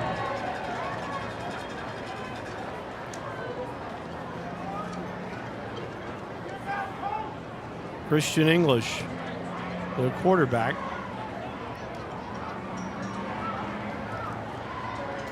Who caught that pass? Carrillo. Okay. 1st down at the 35. English. Man comes in motion is Smith.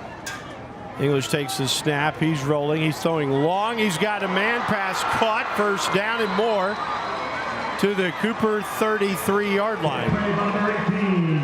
Gain of 32. When did this drive start? Sorry. 1:19. Murray. So a 1st down for the Bobcats. Who caught that? Snap is back. English stands in.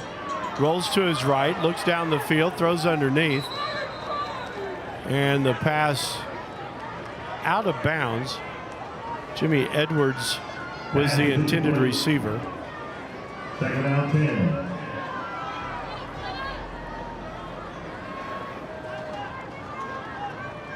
.53 seconds left in the half. Was Edwards on the catch as well?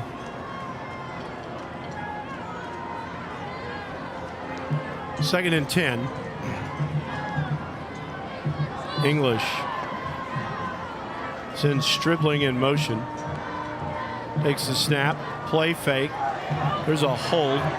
Throws back against his body, incomplete. It brings up 3rd down.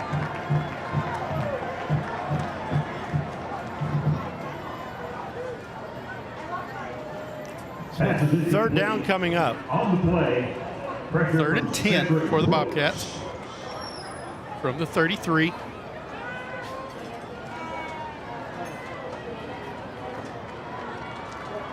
I would watch for Stribling again down the seam. I would too. On 3rd down. English trying to direct traffic here. Play clock down to 2. Takes the snap just in time. Stands in the pocket, throws, and that's incomplete. That brings up 4th down. 4th and 10. You've got the wind at your back. Do you give Vaughn a shot at a 50-yarder? I don't think so. I think it's kind of, you've had some success picking up 1st downs. Yeah.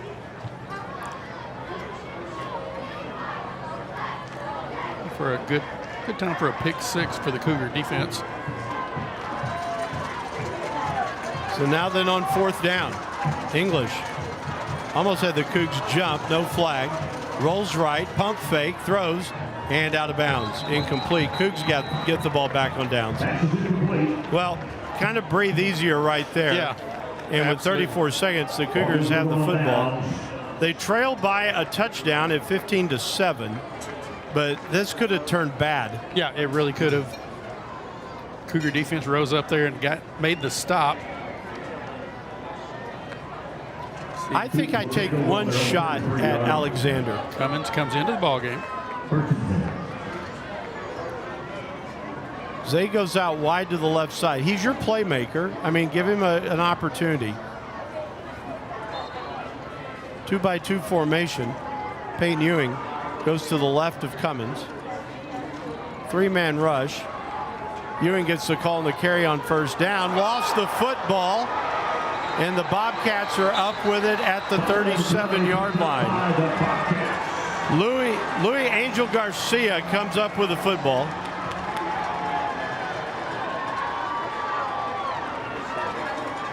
Recovery made by Garcia. And so now then the Bobcats with 28 seconds with field position. They've got a chance to take a couple of shots here, Rick. I would. Oh, absolutely. They're at the Cooper 37-yard line. So 28 seconds. Have a special halftime guest tonight while you're doing homecoming. All right. AISD Athletic Director Jim Garfield's going to join us. Make him break down the first half. Okay. First down, English. I want to see what he had to say about that face mask penalty. Takes the snap, throws out on the perimeter, has a man pass caught. Jesse Smith. And a quick timeout is called. He gets to the 35, so only a gain of 2. Yeah, I think that you go back into this one, Rick, and you look at the ball that the Cougs tackled the punter on the play. A face mask was called. Gave Central new life. Yeah. They got a touchdown. They got the go-ahead touchdown on that. Well, and the Cougars would have been in plus territory where they could have gone into score. So that's a 14 points or 15-point swing. Cougars could be up 14-0 now, or 14-7. Instead, they trail 15-7.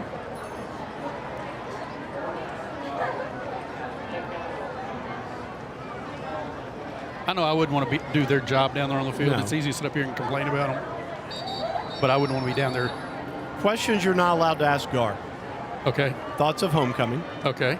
Although our homecoming's been great and we'll be under time, but no old coach loves homecoming because it takes a while. Well, now you've called him old. So I have to ask. Be that as it may. So, I'll have to ask. Do whatever you want.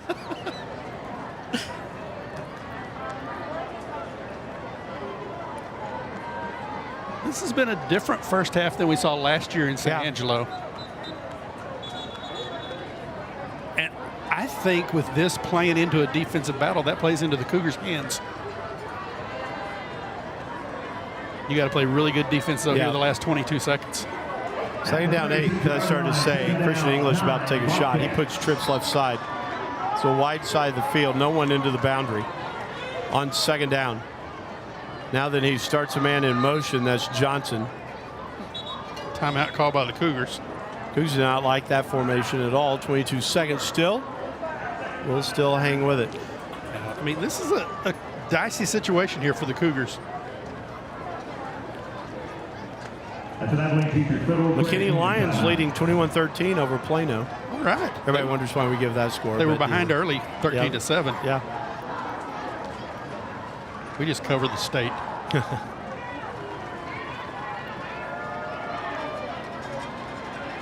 So the Cougs down. That was only their first time out. Bobcats are down to 1 left. No, that was their second. Okay. Lido leads Brewer 14-0. Hawley leads Merkel 19-0. Friendship all over Wichita Falls Legacy 28-0. Wall leading Jim Ned 17-0. Albany tied with Seymour. Shallowater on top of Clyde 28-14 after a quarter. So here we go on second down and 8. Trips into the boundary this time, Rick. Different look for English. Now he brings a man across the formation again. That is Gavin Johnson. Johnson went across the line of scrimmage. He sure did. Passes over to the side. It's complete, but it doesn't matter because Johnson played Canadian ball there for just a moment. He turned that upfield. I'll move the ball back 5 yards.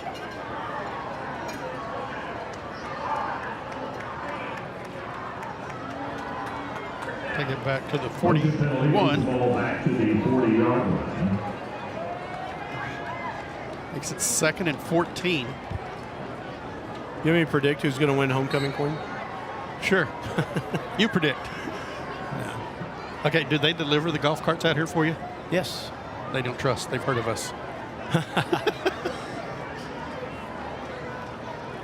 Second down. Second down, 14. 13 seconds. Again, Johnson in motion. They moved again. No call here. Throw comes out, and it's incomplete.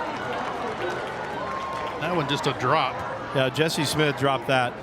3rd and 14. Trey Turner gave him a little nudge. Good to see Trey Turner back in the ballgame. 9 seconds.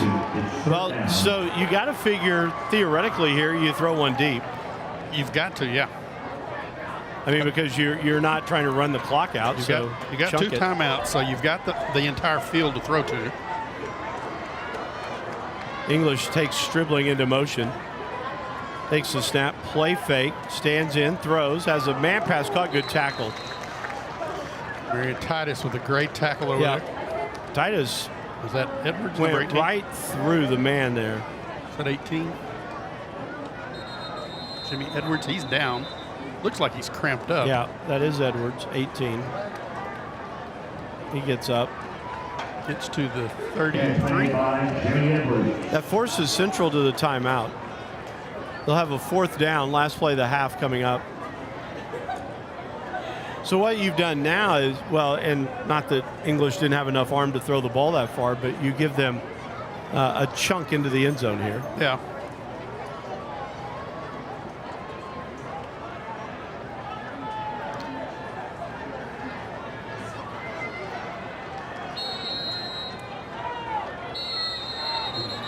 So They're here about it's to 4th attempt down. a 50-yard field goal, Jimmy. Central burns their last timeout. This is the Madeline Teacher. And 2 seconds ran off the clock. 50 with the wind.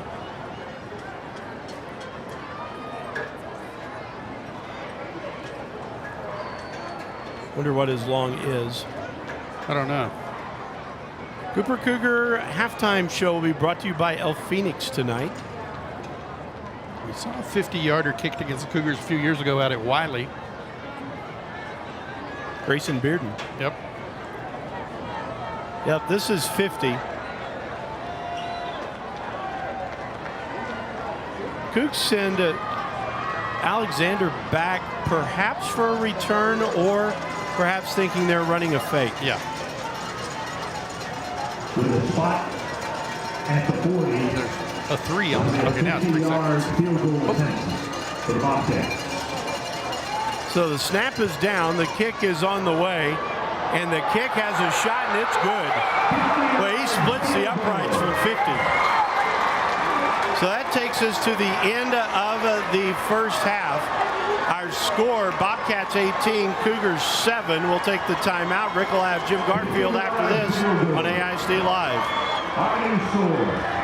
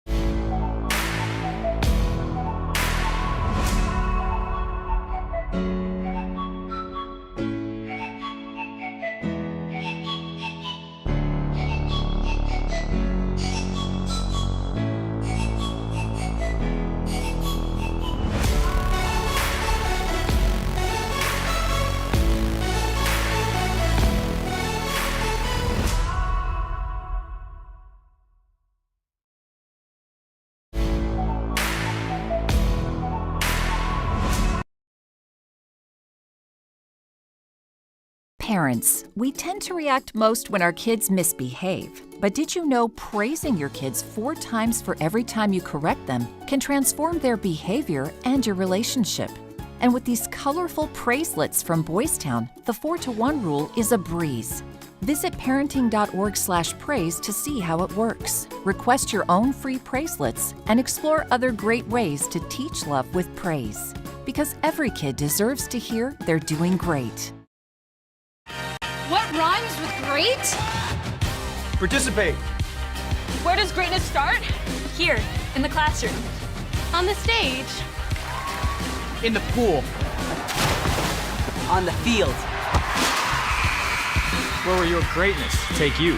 To better grades. To more friends. Yeah! Be great. Participate!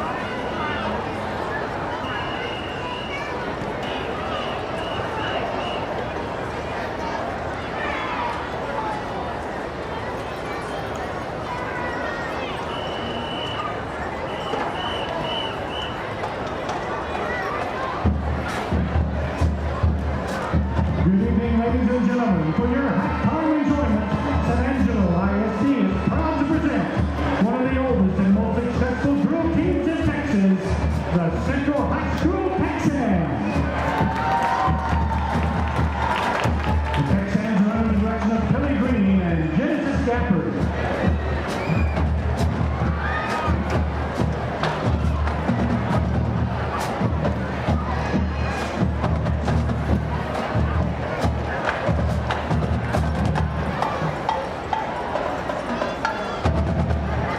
The Texans are led on the field by Captain Araceli Meza, First Lieutenant Tanner Dowell, Senior Lieutenant Emily Klein, Senior Lieutenant Bianca Grimes, Senior Lieutenant Monse Perez, Junior Lieutenant Manny Obregon, and Junior Lieutenant Kennedy Wyatt.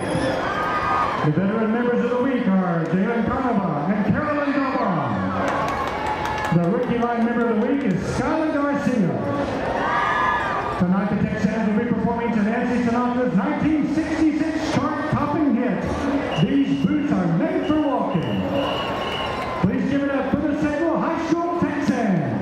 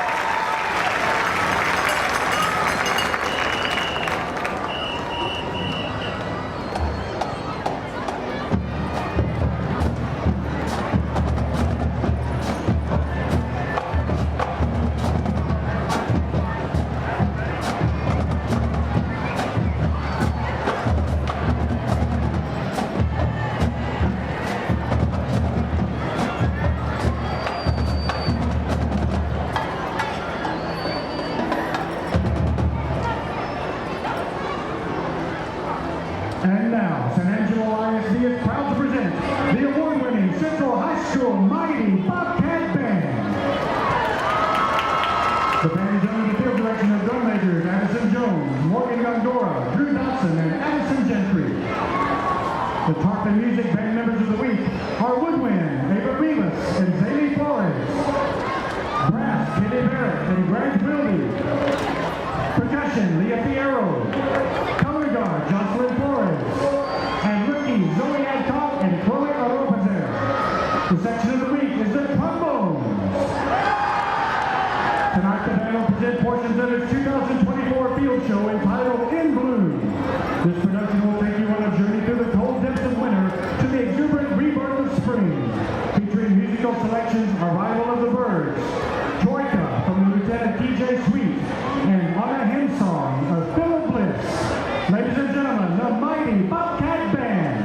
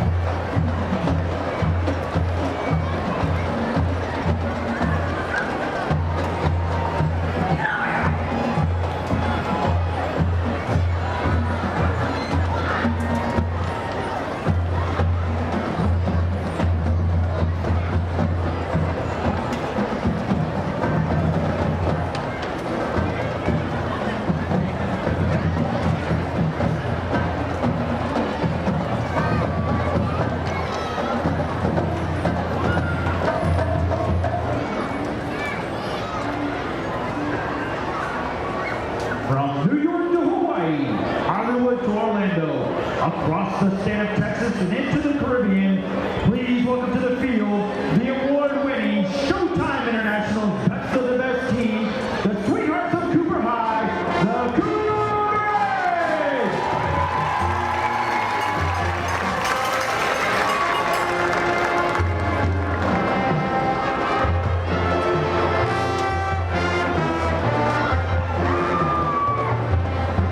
Dance officers are from left to right. Junior Lieutenant Eliza Friend. Co-captain Abigail Nichols. Senior Lieutenant Addison Galloway.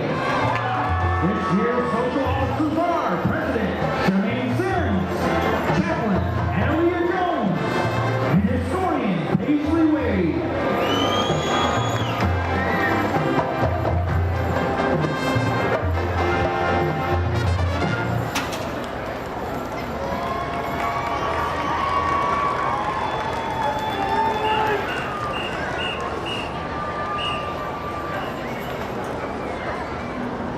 The outstanding Cougar of the week is Savannah Rollins. Performing her Screamer Jazz routine to Shut Up and Dance. Cougar Nation, these are your Cougars!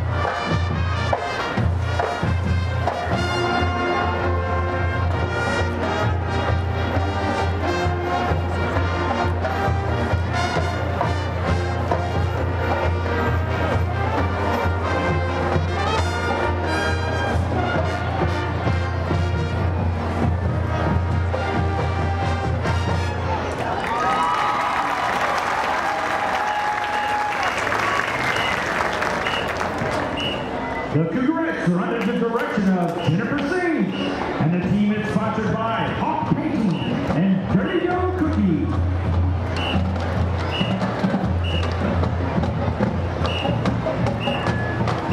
And now, with pride and integrity, the Abilene Independent School District proudly presents the Awesome Cooper Band. This week's outstanding section of the week goes to the trumpets. The outstanding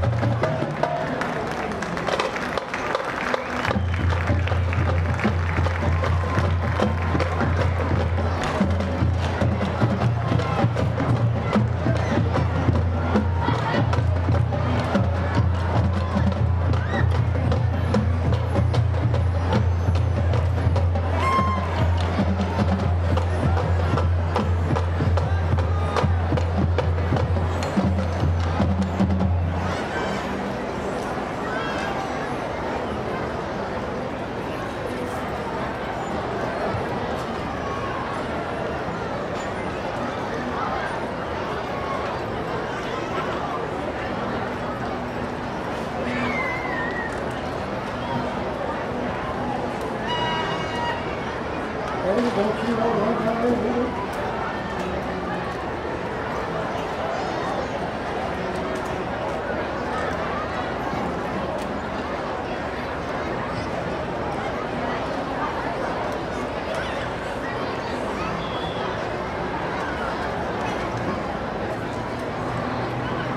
highlight of homecoming week is the election of the homecoming queen by the student body, Cooper High School.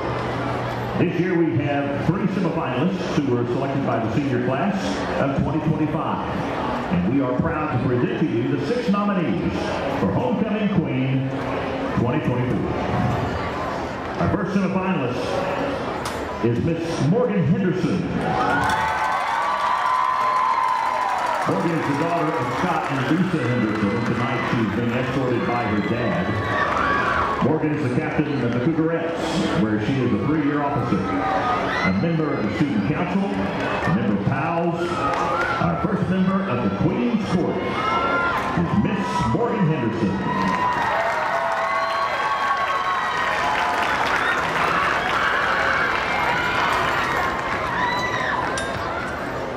Our second semifinalist is Miss Amaya Walzer. Amaya is the daughter of Abe and Cheryl Walzer, and tonight she's being escorted by her dad. Amaya is a member of the varsity volleyball team, the varsity track team, and is a member of the National Honor Society. Our second member of the Queen's Court, Miss Amaya Walzer.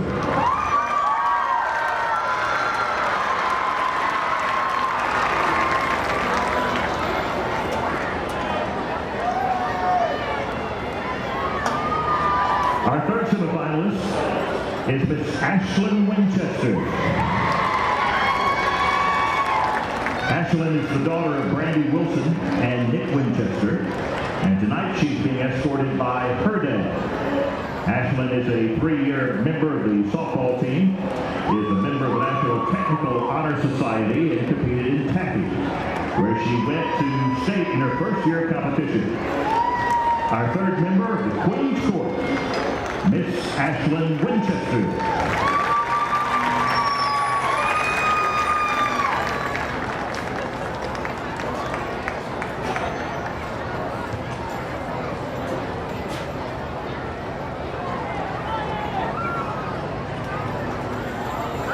We want to now direct your attention to the middle of the field. There have been 3 finalists named by the senior class for Homecoming Queen 2024.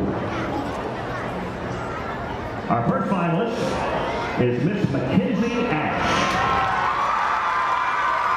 Mackenzie is the daughter of Carolina Diaz, and tonight she's being escorted by her uncle, Emerson Torres. Mackenzie is a member of the National Honor Society and PALS, and is a member of the girls' varsity soccer team. Our first finalist, Miss Mackenzie Ash.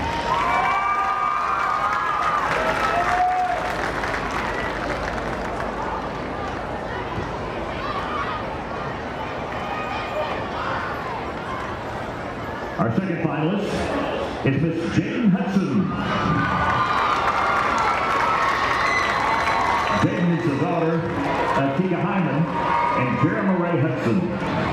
And tonight she's being escorted by her gymnastics coach, Brandon Cook. Jane is a member of the varsity gymnastics team, the varsity track team, HOSA and taffy at Cooper.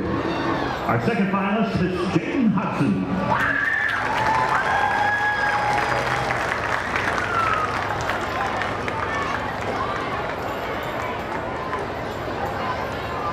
Our third finalist is Miss Jada Titus.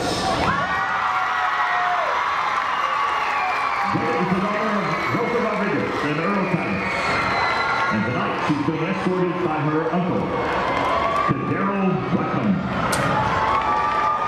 Jada is a member of the varsity volleyball team, member of the basketball team and softball team and track team at Cooper, and a member of the National Honor Society. Our third finalist, Miss Jada Titus.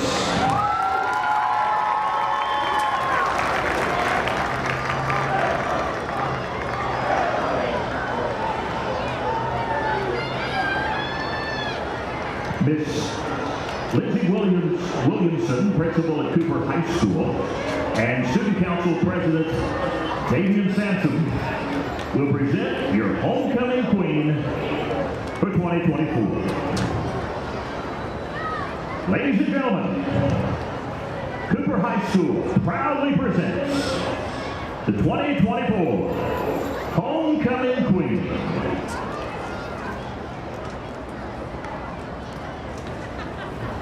Miss Jada Titus.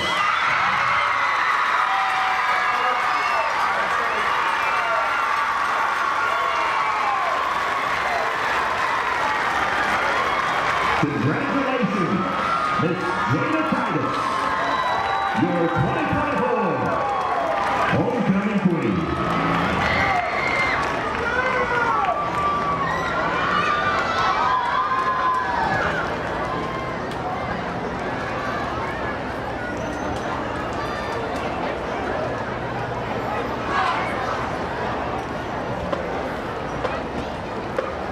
Once again, congratulations to Jada Titus.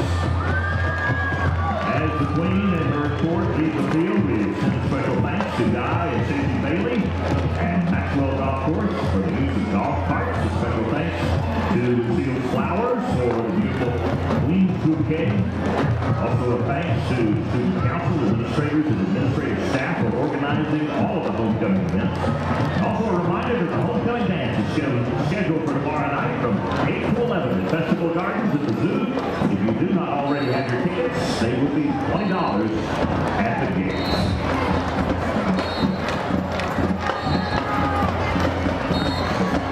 The Cooper High School band is led by drum major Rylan Murray, Derek Crystal, and Ben Walter. Combines cutting-edge Directors of the Cooper band are John Landine, Patrick Stevenson, Jessica Fox, and Zach McKinney.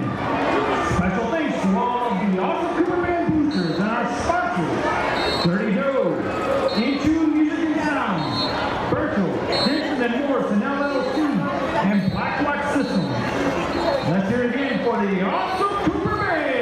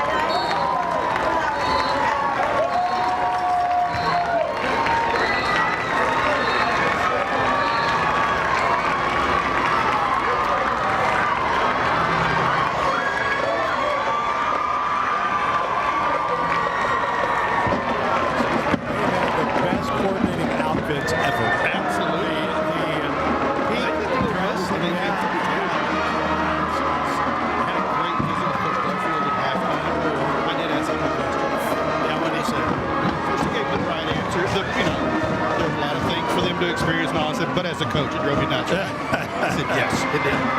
What a great guest. Yeah. We need to have him on again sometime. Gar is a wonderful, wonderful athletic director. He's made such a huge difference in the athletic program at AISD. So we're getting ready for the second half. We've had the El Phoenix halftime show. We're ready for the second half. What do the Cougars need to do? Well, the first thing I think they have to. I think you have to score on the first drive. Football's a confidence game. Yeah. You had the ball at the Central 19. You had a field goal block. You had the ball at the Central 18. You turned it over on downs. You had the ball at the Central 35. You turned it over on downs, and you fumbled once.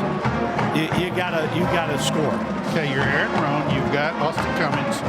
If you've decided you're going to play him, what do you tell him here in the second half? If you've decided you're playing him, he's got to throw the football. Well, and not tuck it under and run. I mean, I don't know if if it hurts when he's planting because it's a right knee. I don't know.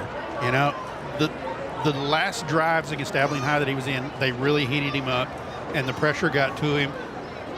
I think you've got to tell him, you got to not tell him, go down. You know, play your game, play free, play your game. If you're going to play, let go and play. If he can't do that, then give it to Jaden Carrillo, give it to Jared Clancy, But Angelo will kick off. And so everybody's talking in the press room down the hall about the 50-yard kick. I mean, that was impressive. That was very impressive. Huge momentum swing for halftime. And you got to remember Mark Smith, a kicker. Yep. Kickoff is coming. This will be Evan Vaughn. I'm sorry. Ready to kick things off for the Bobcats. Cougars would love to have the ball in Xavier Alexander's hands. And here's the kick. That one out of bounds. Kind of hooked that one, and it went out of bounds. So the Cougars have the football 1st and 10 at the 30-yard line. But yeah, you've had time to make some adjustments. I didn't think the defense played poorly. No, at all. They allowed some plays on 3rd and 4th downs. Yeah, I mean, you've got to get off the field when you get the opponents into 3rd down. I mean, Central is going to punt one time from their 27-yard line, and you botch the snap, and you get called for a face mask, and they score a touchdown. Which I can't wait to see that play again on. I talked to Randy Cluck. He said it was not a face mask. Okay, it looked to me like he got it around the shoulder. Yeah, we had the same visual on it. So Jaden Carrillo will start. Backfield quarterback. Carrillo on 1st down takes the snap, tucks it under. He's going to run. Breaks one tackle, gets to about the 34-yard line. 33. 33, gain of 3. Now the thing is, if Carrillo's going to be your quarterback, he has to throw. This ball game for the Cougars, you are going to have to be able to throw the football at some point. Have to. And I think for explosion, you've got to get to Xavier Alexander. Yeah. 2nd down, 7. Again, it is 18-7 Bobcats as we start the second half. Major De Los Santos in the backfield. Snap comes back. Major will get the call in the carry. Crosses the 35. Takes a man with him to about the 38-yard line. He'll bring up 3rd down and 2. Now, De Los Santos was in the backfield at the end of the first half. Let's see if we can see Ewing down on the sideline. Yeah, he's down there by the coaches. 38-yard line, 3rd down, 2. I think you've got to have some other people that can carry the ball. Yeah. 3rd and 2. Cougars 1 of 4 tonight on 3rd down. I got a couple of thoughts, a couple of homecoming thoughts for you here in a second. It's kind of humorous. Snap comes back. Carrillo keeps. Carrillo has the 1st down, and he has about the 45, 43. Well, I started to say, I guess he touched the knee down. Yeah. But it's enough for the 1st down. What I was going to say, I want to say thank you to Lucille's Flowers. Okay. This is my 31st homecoming to be in charge of. Lucille's every year donates a bouquet for us. Wow. To the Queen. That's a very kind gesture. Handoff on 1st down here. De Los Santos gets to the 44-yard line. De Los Santos. Yeah, you gotta wonder a little bit about 2 of your backfield guys. Yeah, I mean, Ewing is standing right down there by the coaches. Yeah. He's there at the 26-yard line. Austin Cummins about the 24. 2nd down. Carrillo takes the snap. Hands it off again, and nothing going on there to the 45. They'll bring up 3rd down. 3rd and 8 for the Cougars. On the side. Cummins comes into the ball game. And so the question is, when Cummins comes in, does Central just pin their ears back, saying we're coming now because he's going to throw the football? So 3rd down, trips left side, 1 to the right. Johnson's 1 to the right side on 3rd down. Cummins stands in, runs, looks, throws, has a man, pass caught. Bender, not quite the 1st down to the. See where they spot him, Rick. He actually is closer than I thought. It's a 1st down. I did not think he had the first. I didn't think he had the 47. I didn't either. 1st down, 1st financial 1st down. So good job by Bender on the second effort because he avoided that first tackle. First down, Cougs. Cummins comes out. So now then you put a 2-by-2 formation in. Carrillo on first down. Sends Alexander in motion, and we've got a false start. Take it back to the Cougar 48. Making first and 15. 5 yards. It'll be first and 15 from the Cougar 48. Ball goes back to the 48-yard line. First down, 15. 9:10 to play, third quarter. Cougs trailing by 11 at 18-7.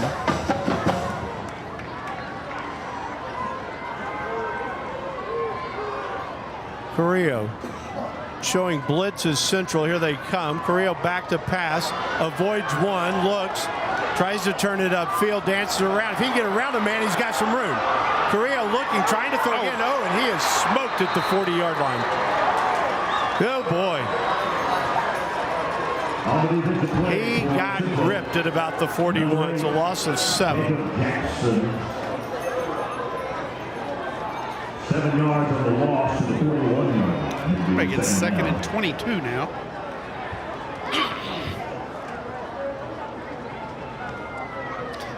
And I think once he got back around to the left side, he just needed to tuck it and go. Yeah. So second and long.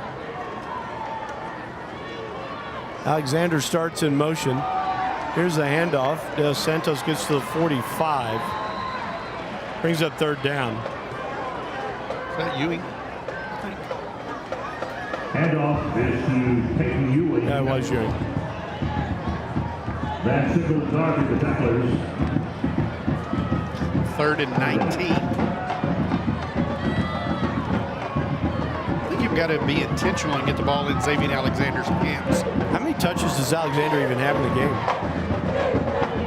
He has 2 catches. Okay, I thought he only had 1. So Carrillo back to pass. Boy, good coverage by the Bobcats. That one's incomplete. That time the Cougars were completely covered up. And it brings up fourth down. 19. We'll see the first Cougar punt of the night.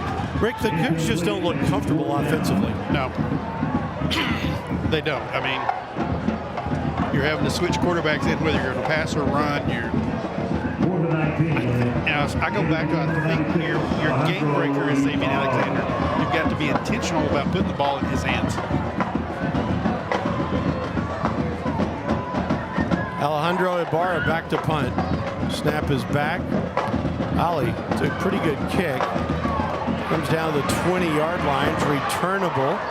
And coming out is Jimmy Edwards to about the 26, maybe the 27. 7:14 to play in the third. Bobcats have the lead at 18-7 in the football. Bobcats will start. So you hold the ball for nearly 5 minutes and get nothing out of it.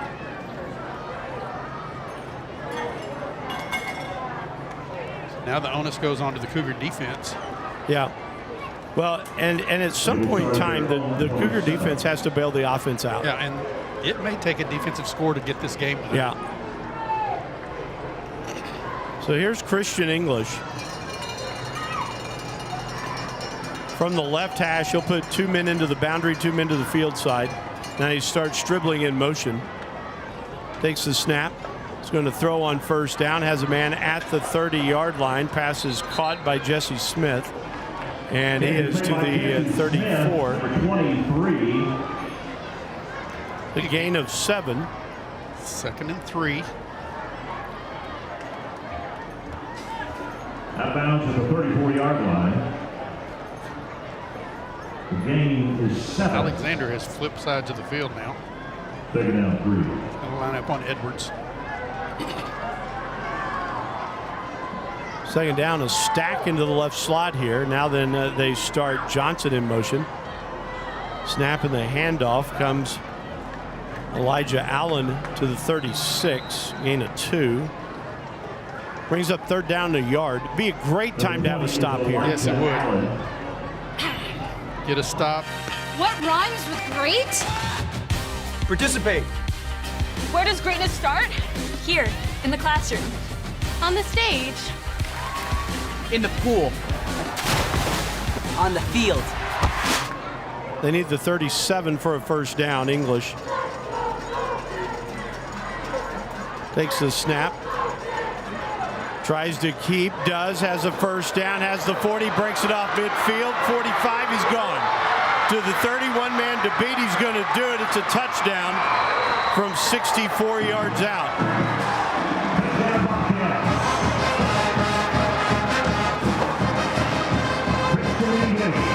So Christian English. Using his legs tonight. Line up for the extra point. So they'll go out of the swinging gate again. They're going to kick it now.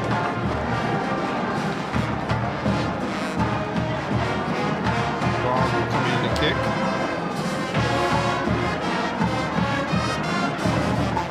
And again, the missed tackles. Yep. Well, he went out the backside. Yeah. Pursuit was there, and then he just went. Snap is down, kick is up. And the kick is no good. He missed that. So,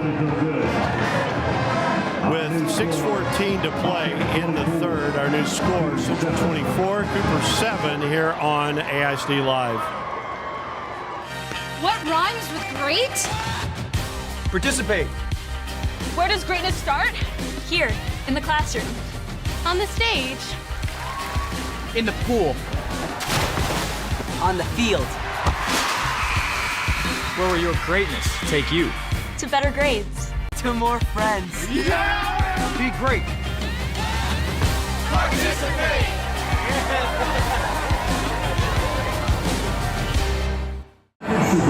Sidalco Construction Services is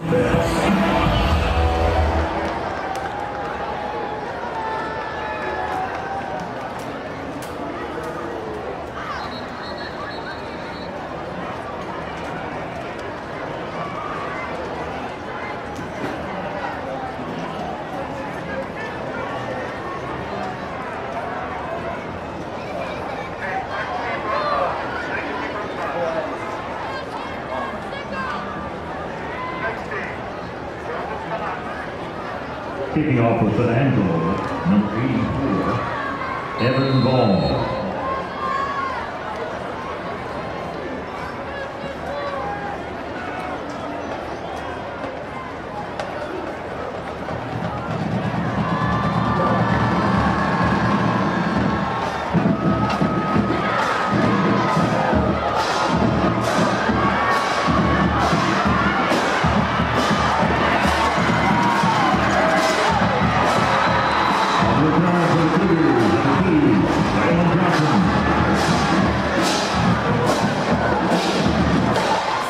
Construction Services is honored to partner with Abilene ISD in its commitment to deliver cutting-edge academic and career.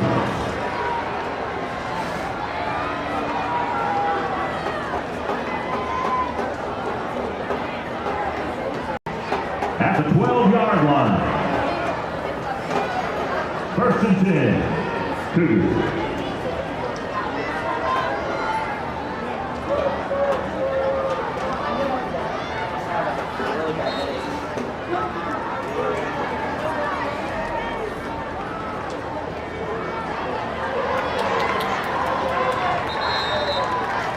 Taking you in the ball. Mason Van Sickle, the backer. Game is to the 20-yard line. Second down 2.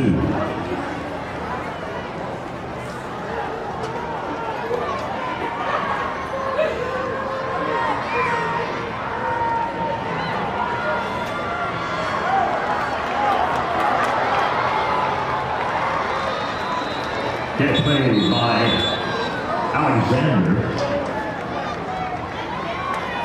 Top number 28, Rogers. That's first by Angelo, first down for the Cougars at the 24.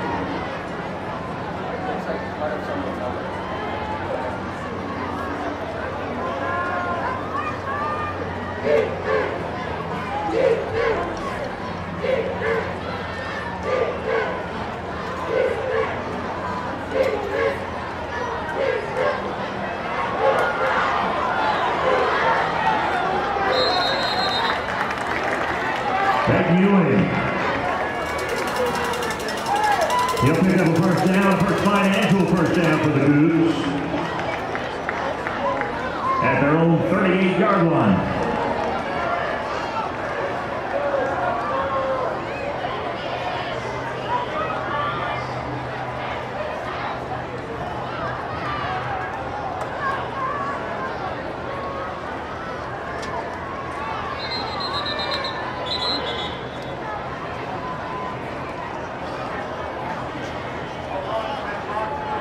Abilene Teachers Federal Credit Union, timeout.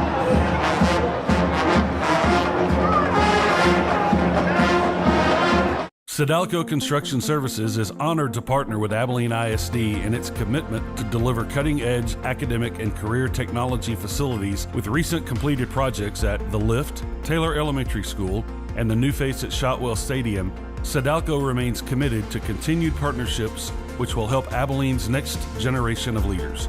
The future is bright for Abilene. Sodalco Construction Services. Relationships built on integrity, success built on performance.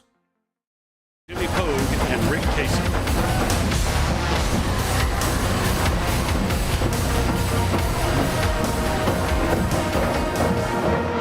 First and 10 for the Cougars. Bobcats call timeout.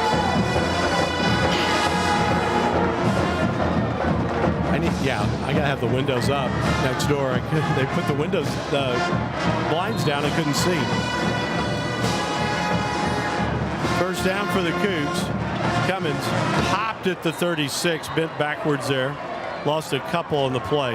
Mark him at the 37. Loss of one. Yeah, loss of a yard. So 37-yard line, second down and 11, 4:38 to play in the third. Snap is back, Cummins stands in, throws. Has Johnson, who had the catch, has the 35-yard line. You know, there's really a nice read right there because Austin Cummins let go of the ball before Xavier Alexander made his cut. An ineligible man downfield.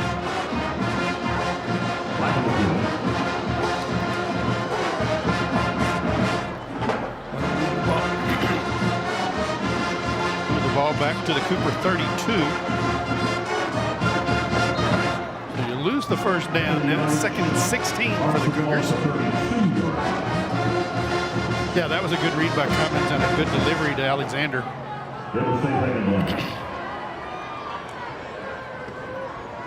Trying to see who went out wide the left side. Is that De Los Santos? I think so. Second down, 16. Snap is back. Cummins looks and throws. Pass is caught. 41-yard line by Alexander. 41-yard line. Brings up third down. Third and 7, though. Third down. The Cougars lack the matchup with Alexander on Zayden Norton. He's going to have to run an out and up at some point.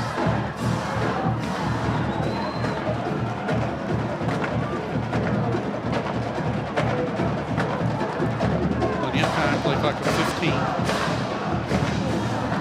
Snap comes back, blitz is on.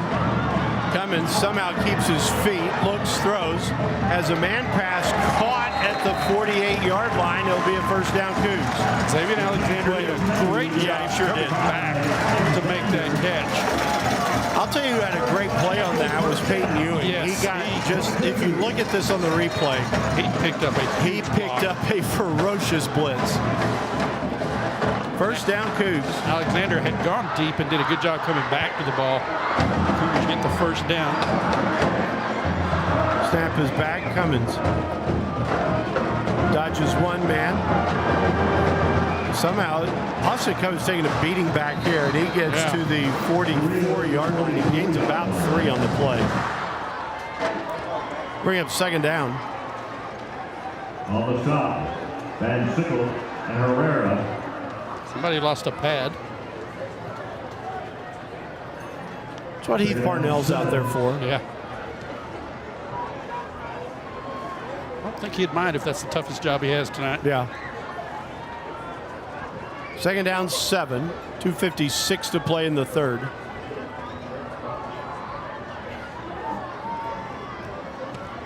Blitz is coming again. The handoff this time, Ewing. Ewing breaks the blitz, runs into a man at the 35, pulls him over, gets to the 34. It's a first down. 34-yard line. First down, Cougs at the 34-yard line. There's a Bobcat down. Now we've got it. The official on one side says the 33, the other side says 34. And it's going to be right where the player's down. Bobcats brought the house from from their right side, Cougars left side. They're trying to go blind side to Cummins. Yep. And that's where the blitz is coming from. Peyton Ewing beat the blitz that time, yeah. Yeah, and absolutely ran over one of the Bobcats. So 2:43 to play in the third quarter, 24-7 Bobcats. We're going to take a quick timeout, come back on the other side after this on AISD Live. What's something nice a parent or teacher has said to you? You're special. I love you. Make me smile. That's a really good job. How did that make you feel? I think that really helps my confidence. It makes me just feel good. Let's teach more love in our homes and classrooms. Visit parenting.org from Boys Town to explore our vast library of resources backed by over 100 years of experience. For any age, any stage. Boys Town. Second summer savings now. Lawrence Hall, Volkswagen, and Abilene.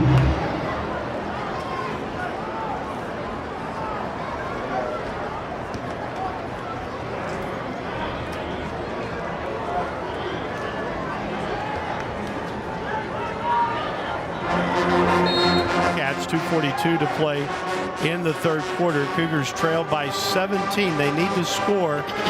The way the game is running right now, Rick, you got to score every time you have the ball. Here comes the blitz again from the backside. Ewing underneath. Alexander inside the 30, inside the 25, down to about the 22-yard line. It's another first down. Well, that's what we're talking about. You've got to feed Alexander. He's your game breaker. And to get to move the ball, that's what you got to feed. Bender comes in. He'll go to the left side. Alexander will be in the slot. De Los Santos, the wide slot. Tight end is Henson on the right side, on the right hash. Play clock down to 8. Comes the blitz again. Handoff goes to Ewing. Ewing runs away from the blitz, gets to the 22, gets back to the line of scrimmage, nothing else. Now that time he was running it into the short side of the field and just couldn't get wide enough to get around the defense. They're blitzing every play on the backside linebacker. Yeah. Second down and 10.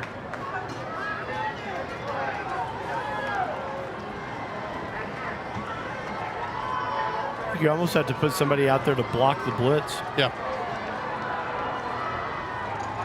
On second down. Here comes the blitz again.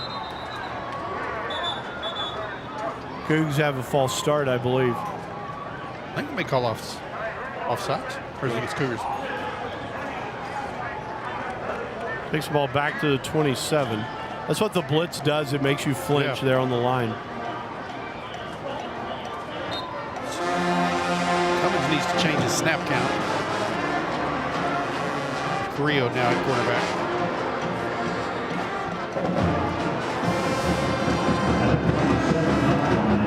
I need to get some speed to the edge. Play clock down to 6. Carrillo takes the snap, hands it off, and Ewing to the 25.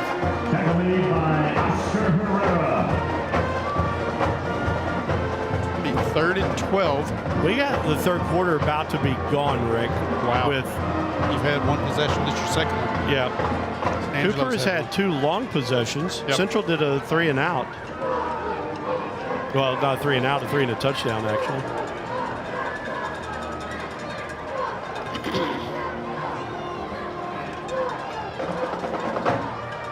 $16 seconds left. This will be the last play of the quarter unless it have a stoppage of time.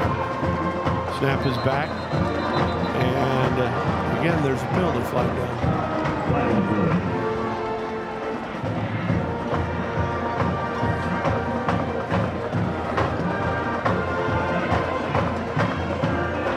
I'll move the ball back to the 29. Procedure penalty moves ball back 5 yards against the Cougars. To 3rd and 17.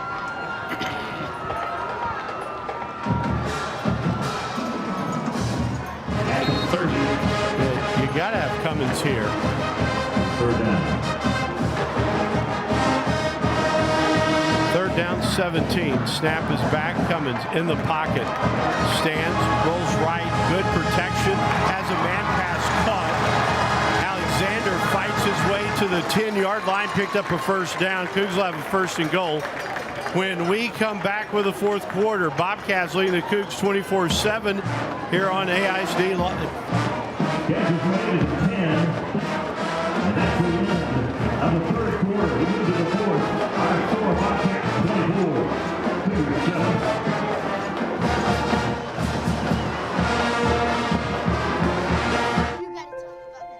The innocence of youth. Is there anything any better? But soon they'll be in high school and facing all the same challenges you faced. How to make friends, how to fit in, how to be cool. We want our children to have everything they'll need to live fulfilling and productive lives. Make sure the kids in your family are among the more than 12 million participants in America who take part in high school sports or activities. Throughout the country, athletic administrators dedicate countless hours to making life-changing opportunities possible for student athletes through sports. Their sacrifice is fueled by the belief that every student can grow and deserves their time to shine. On behalf of the NIAAA, we want to thank every athletic administrator for your tireless dedication to providing 7.8 million students across the country a path to a better future.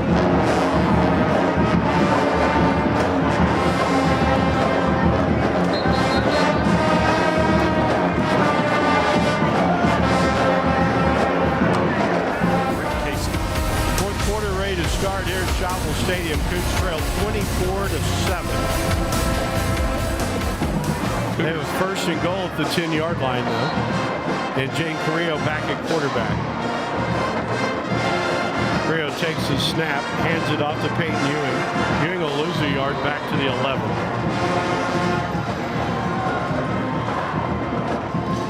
Awesome one on the play. I think, if I can count, this is the 14th play of the drive coming up. Yes. Okay. 13 plays, 77 yards, and 6:14. Where it started at 6:14. Yeah. You got a 7-minute drive running here. Snap comes back. Carrillo dodges one. Carrillo to the 5, looks for the corner. He's in. Touchdown. Jane Carrillo from 11 yards out has given the Cougs some life with 11:17 to play in the 4th quarter. Good job by Carrillo that time. Pulled the ball down, made a great move, and then bounces to the outside and gets into the corner of the end zone for the touchdown. Kyler Wheeler comes on for the extra point. Carrillo will have the hold.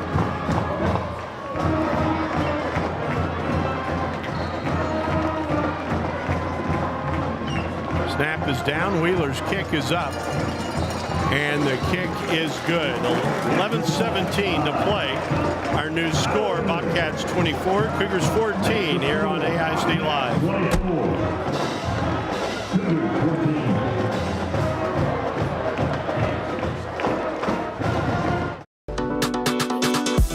Ready for a more convenient way to purchase Abilene High or Cooper game tickets and a faster way to get to your seat in Shotwell Stadium?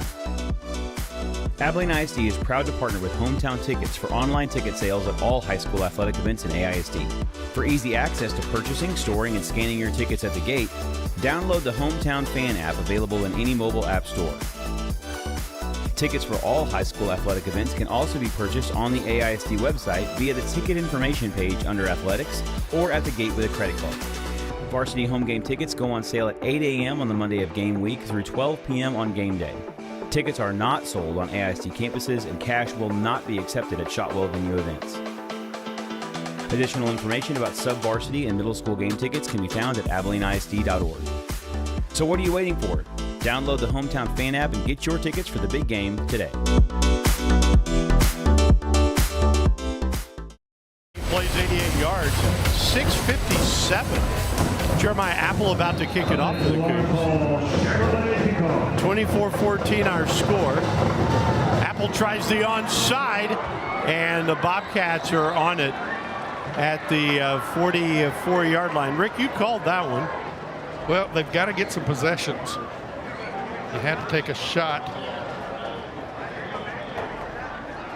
Apple tried to get that. Tried to get it himself. To himself, yeah. So first down for the Bobcats, their own 44. They're in market 45. Right.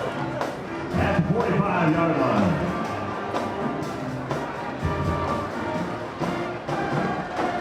First and 10. So first down. Now your defense has to get a stop. Christian English brings a man in motion, takes the snaps, hands it off. Elijah Allen, or Hewitt, I'm sorry. A couple of yards to the 47. Okay, so now that you've got them kind of behind the sticks a little bit, second down and 8, you gotta turn this into third and long. Yes. You gotta have them punt the ball away. Second down. English looks over the sideline. Looks towards Mark Smith.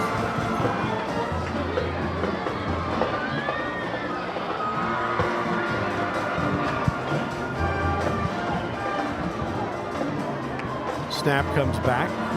Handoff to midfield, and maybe the Cooper 49. You know, talking about Mark. Grew up in Abilene, Cooper kid. Taught him, went to Hardin Simmons. I was laughing. I was like, he has a following, kind of like when Jason Pillion brings his Amarillo High Sandy basketball team in. It's that old Southwest Park crowd. Yeah. I told him, I said, Pioneer Drive, Southwest Park, Ari basketball right now. Third down, a short 5. Just probably 4.5 is probably the better read on that. Under 10 minutes to play. Cougs nearly jumped off sides. They don't. Pass comes out in the flats. And nice play on the outside. Jeremiah Apple makes the tackle. Jesse Smith is dropped for a half-yard gain. It's now fourth down. Now then, I would punt. I'm not saying that because I'm rooting for Cooper. I'm saying that because you don't want Cooper to get up off the deck here. Absolutely. If you hold them on fourth down. They look like they're going for it here on fourth down and a long 3. It might be a pooch by Christian English. We'll see if he drops back on fourth down. He looks trying to see if the Cougs will jump offside. That's exactly right. Play clock down to 10 seconds. I don't know if they'll take the timeout or let him pooch. Now he sends a man in motion. Play clock down to 3. Takes the snap. It is going to be the pooch kick. Gets it away. It's going to take just a straight up bounce, and now bounces back a little bit. So a punt. And the Cougars now have the ball. So they have 9 minutes, and even 9 minutes to go in the ball game. Cougars trail 24-14, but they have the football, first and 10. They have a chance to make this really interesting. They'll have the ball at the 27-yard line. They're at 27. But you cannot strike in 7 minutes here, Rick. No, you gotta have something in the next couple of plays. Yeah.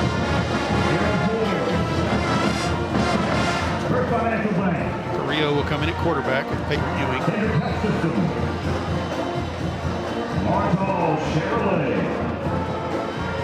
Carrillo surveys the field, takes the snap, hands it to Ewing on first down, who gets back to the line of scrimmage and nothing else.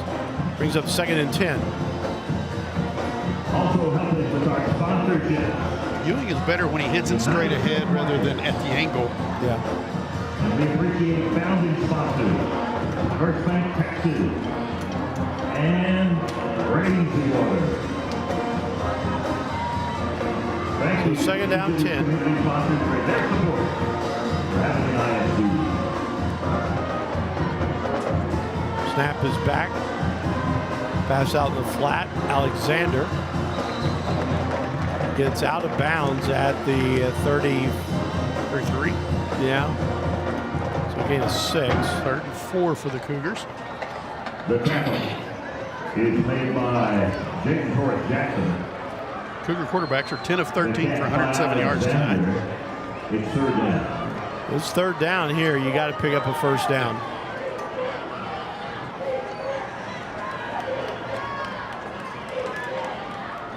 Rio steps back. 2 receivers to the left. Hands it off. Ewing. Ewing has a 1st down. Close. He got the 37. I would think they're going to move the sticks. They do. Tackle made by Ricardo Barucha. Gain of 4 for the 1st down. Peyton Ewing tonight's got 20 carries for 125 yards. Well, they're saying 4th down, and yeah, I started to say the official, the head linesman over here said 1st down. Yeah, the official on this side told them to move the chains.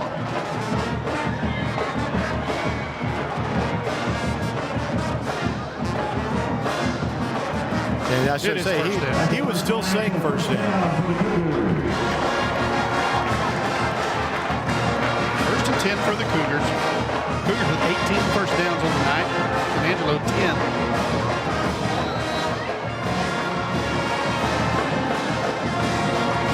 So 1st down. Carrillo throws on the slant, has Alexander a spin move. Still on his feet. Alexander still on his feet. 40, 35, still on his feet. And he gets run out of bounds at the 23-yard line. A couple of spin moves and a couple of jukes. That's a great effort by Xavier Alexander. Gain of 40 on the play. Look at this again. 1 man miss. There's the spin. 2 men miss. 3, 4, 5, 6, 7. 8 keeps his feet and runs out of bounds. Made 8 men miss on that. Carrillo again. Cooper has been in the San Angelo Inn numerous times tonight. Takes the snap, a drop back. Carrillo throws a dart, got a man, pass caught, touchdown. Valen Johnson. Johnson, the freshman. Yahtzee. And the Cougs pull to within 24-20, a 1-score game. Wow. Wheeler comes off for the extra point. Rio has his first touchdown pass. So here's Wheeler. Snap is down. Wheeler's kick is up. And the kick is good. So 7:47 left to play. Got ourselves a ball game. Bobcats 24, Cougars 21 here on AIHD Live. Sidalco Construction.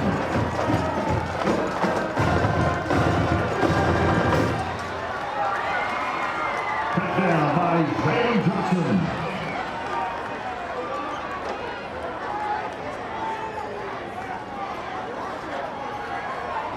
Abilene's next generation of leaders. The future is bright for Abilene. Sidalco Construction Services. Relationships built on integrity. Success.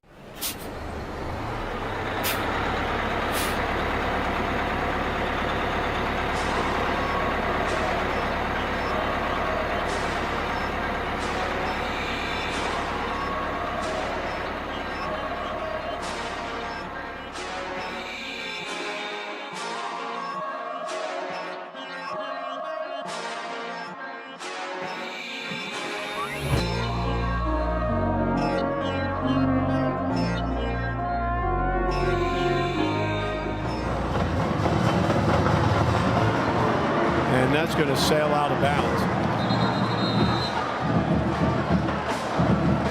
So So the Bobcats have the ball. They should have it about the 42. Going to mark it out at the 37. 35.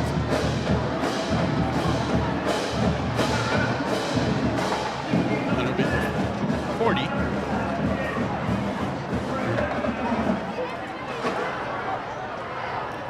So Rick, 7:47, plenty of time, 24-21. You know, you got to remember this too. It seemed as though Central had control of the game, but you have to remember they come into this game 0-2 as well. Yeah. So both coaches trying to get the most out of their team. Christian English on first down has Elijah Allen in the backfield with him. Takes the snap, hands it off. Allen stacked up the line of scrimmage, nothing doing. He's going to lose a yard. They're going to mark him right at the line of scrimmage. On the 40. Brings up second down. And on the stop, number 90. They got him at the 39. The head linesman and the side judge have two different marks. Second down, 11. Cougar defense needs to answer a call here. Two receivers to either side. 7:13 to play in the fourth quarter. 24-21, Bobcats with the lead. Christian English takes his time, and the snap comes back. Slow snap. Here comes the rush. Throws across, incomplete. Broken up by the Cougs. Jeremiah Apple is there for the Cougs, and it is third down. Apple has moved from safety to corner tonight.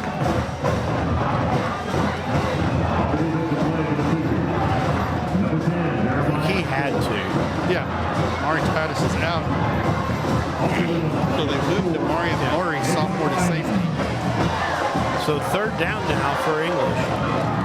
Third and 11. 3 for 99 on third down. Here's the snap.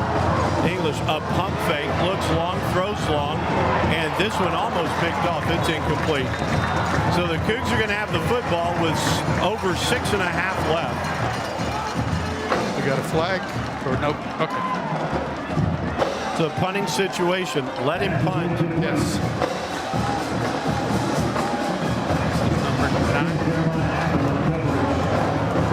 Number 9 coming in front. Jackson Kennedy, sophomore.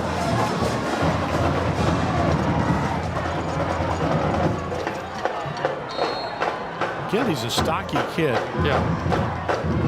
Here's that two-man middle field. Xavier Alexander runs off. Snap is back. He falls down. Nothing doing there. Short kick. Short, yeah. My, backs up. Under 44-yard line. Like a pitching wedge, Rick. 6:41 to play. The Cougs have a chance here. They got good field position. Their own 47-yard line. They trail by 3 at 24-21. They almost ran into the kicker again. 47-yard line.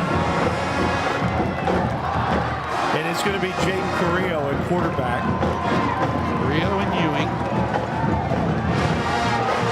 A chance to take the lead. Cummins has his helmet on at the 30. So first down for the Cougs with the wind at their back. Handoff Ewing trying to turn the corner, does midfield, and we exchange 47s. 6. Yep. Second and 4. They made it 48, gained 5. Second down and 5 for the Cougs. From the 48-yard line, 6:16 to play. Cougars trailing by a field goal. Jaden Carrillo, the junior, and in relief of Austin Cummins. Austin got hurt last week. We still don't know for sure the extent of the injury. Snap is back. Carrillo's going to pass. Has a man pass caught. And Alexander slips a man 35-30. And Alexander finally gets knocked out of bounds. 26-yard line. Gain of 22 on the play.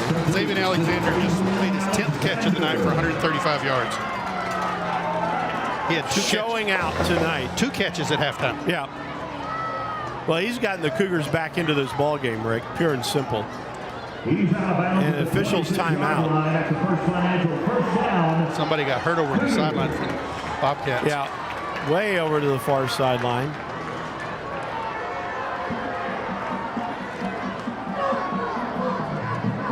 .33 looks like. That's Luis Garcia, the outside linebacker. So he's up, and so now we can resume play.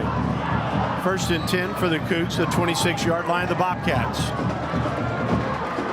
Carrillo takes the snap, 2-step drop, throws, looks for a fade. He's looking for Alexander. He just overthrew him.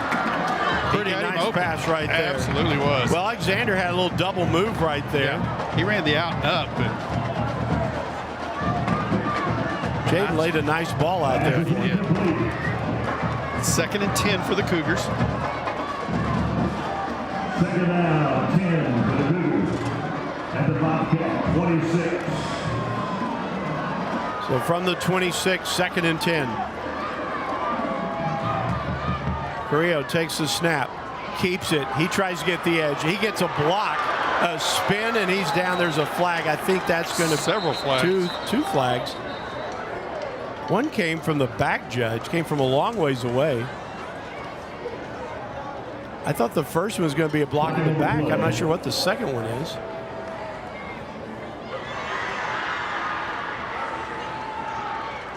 Be marked off against the Cougars. Blindside block. Well, that hurts. That takes the ball back to the 41.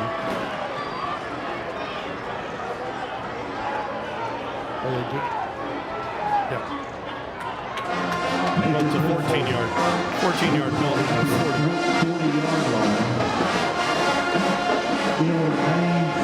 5:38 left. 2nd and 24 now for the Cougars. Peyton Bender on the near side, Zaylen Johnson on the far side. Alexander goes into the right slot. Carrillo, bad snap, picks it up, rolling, throws, gets it past the line of scrimmage. Nice play by Jaden Carrillo as he throws that one away. Wow, that was almost disastrous. Yeah. Good job, Carrillo, keeping his wits about him. Austin Cummins checks into the game. 3rd and 24. You know, Cummins checks in here because you need Carrillo as a receiver as much as anything. True. Ewing comes out. Alexander will stay in. 3rd down at the 40. So you're going to let Alexander work the boundary, and you're going to put 3 to the wide side. Empty set backfield. Nope, 1 in the backfield. Sorry. Is that De Los Santos in the backfield? Santos in the backfield. Play clock down to 2. You got to take a snap. Cougs call timeout. Aaron Rohn takes the timeout. First charge timeout to the Cougs. 5:23. We'll take the quick timeout. You're watching this one on AISD Live.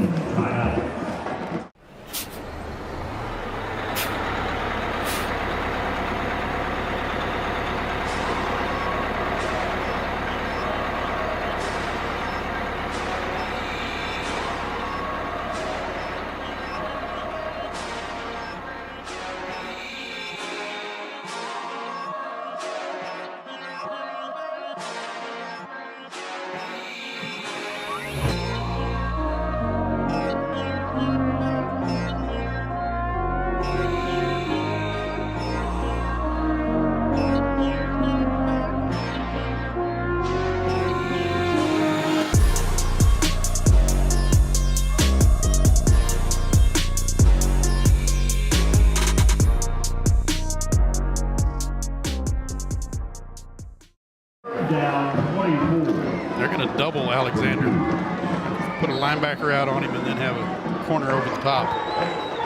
You started to say this is the dime package. Snap comes back. Cummins rolling right. He's got all day. He can turn this up and run. Cummins makes this a 4th down and about 7 as he gets to the 23-yard line. Now then, Rick, do you try a 40-yard field goal? I don't think so. Wheeler hasn't proved. You haven't given him the chance to it. He hasn't proved he can hit from that distance. If they were closer to the 15, I'd give him a shot. So here's your 4th down, 5:13 left to play. There's no doubt where I would go with the balls to Alexander. Yeah. Zay Alexander almost triple covered over to the right side. They show blitz. And on 4th down, Cummins steps in, throws a dart. He's got a man passed off 1st down. Carrillo, I believe. James Carrillo has the catch, and he has the 11-yard line. The Cougs have the 1st down. Boy, that's a big-time play right there. Big-time pass from Cummins, big-time catch from Carrillo. 1st down, 5 minutes to go. Cougars at the doorstep. They're at the 11-yard line. I mean, the Cougars now have 405 yards of offensive time. To 238 for the Bobcats. So 1st down. Hey, we know the person is walking in the booth. Hey, Katie Grace. Welcome. So now it's Bender that goes out, or is it Bender? Wide right. Play clock's going to run out here. Well, the Cougs take a timeout. Bobcats were still moving people in. Hey, sweetie. So now that 4 minutes, 29 seconds to play in regulation, the Cougs have a 1st and 10 at the 11-yard line. Cooper trails 24-21. I don't know if you need like ibuprofen after the volleyball game. She wants money. It's so good to see you.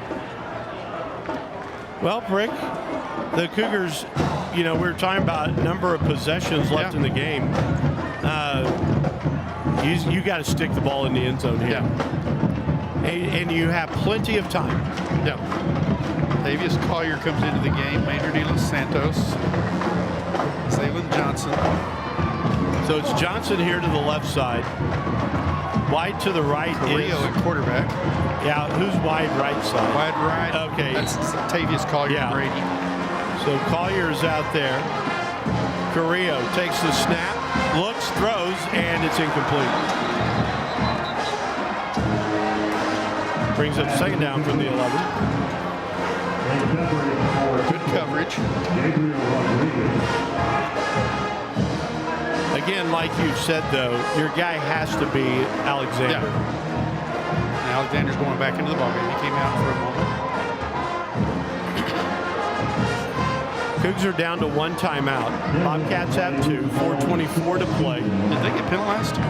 They did. Yeah. Back to the 16. So it remains 1st down. 1st and 15 from the 16. Snap comes back, handoff. Here comes Ewing. Oh, a hit at the 10. And he goes forward to about the 7. That's punishing right there. Yeah. 2nd down and 6 from the 7-yard line. Clock will go below 4 minutes. 3:58 to be exact. It's still Carrillo and it's still Ewing in the backfield. 2nd down, 6. Alexander with man coverage now. Yeah, in the slot. Well, and also a man in the slot. Here's the throw underneath. He's got a man. Pass caught. Johnson. He's in. The freshman Zaylen Johnson from 7 yards out, and the Cougs have the lead. Wow. Tyler Wheeler comes on for the extra point. Jaden Carrillo will have the hold. Now this is big right here, Rick, because this means that Central would have to score a touchdown if you punch this extra point in. Snap is high, and the kick is up, and it is blocked. So now then it's a field goal difference, and your field goal kicker for the Bobcats is at a 50-yarder. But the good thing for the Cougars is he's going to be kicking into the wind if he kicks a 50-yarder now. 3:41 to play. Our new score, Cougs lead 27-24 here on AISD Live.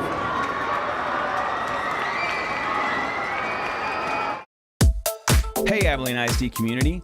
Want to catch all the action from Abilene High and Cooper games? It's easy. In addition to Facebook and Vimeo, we're now on YouTube. Just head on over to our YouTube channel by searching Abilene ISD and click subscribe so you never miss a live stream. Whether you're cheering from home or on the go, we're bringing the game to you. So join our online cheering section and stay connected with every play. Hit subscribe and get ready to show your school spirit today.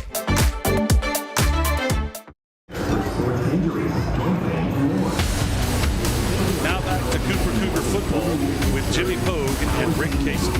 Cougars go 8 plays, 53 yards in even 3 minutes. Zaylen Johnson has his second touchdown of the night, 7 yards from Jaden Carrillo. Point after is blocked. It was a high snap. Carrillo did a nice job of getting it to the ground. He did. Jeremiah Apple to kick off for the Cougars. I think you want his athleticism on the field. No doubt. So Apple will kick it off. He hits this one high and deep, and that's going to go to the back of the end zone for a touchback. So Bobcats are 75 yards away with 3:41 left to play. Okay, defense.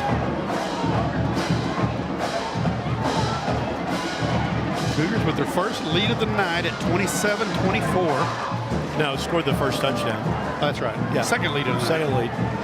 But again, you go back to the fact that Cougars were down 24-7 at the end of the third quarter. Yeah. Jimmy Wall has beaten Jim Ned 25-24. Wow. All the Bobcats need is a field goal.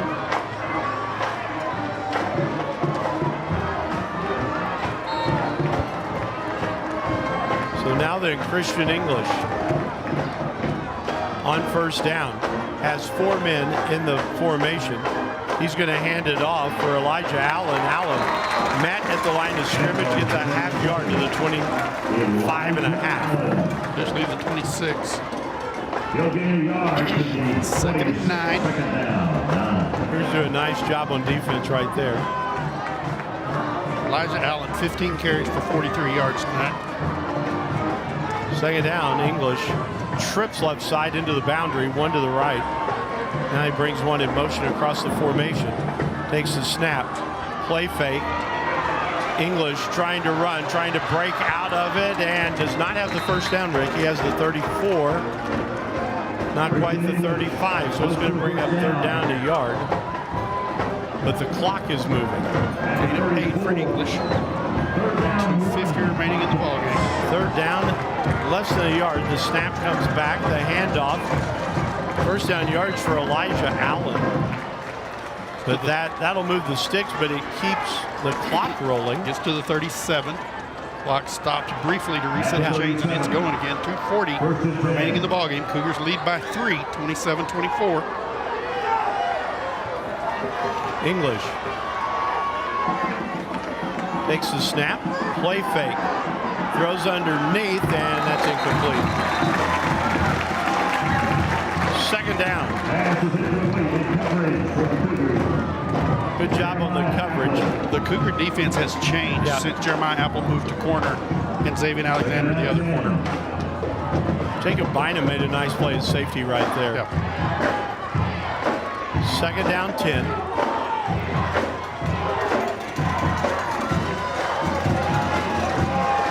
Minutes, 25 seconds.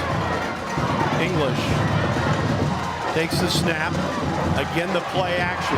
Trying to run away from Esteban Lozano, and he throws this away. Brings up third down. Good job by Esteban. Third and 10. Central's got 2 timeouts remaining. You got him behind the sticks, Rick. We'll see if Scott Stewart brings somebody here. You got to make sure you don't let English get out the right door, too. Third down, 10. English takes the snap. Here comes pressure. English has some running room. He gets out, as you said, the back door. Cut back. English is gone. 30, 25, and he's knocked out of bounds at the 20.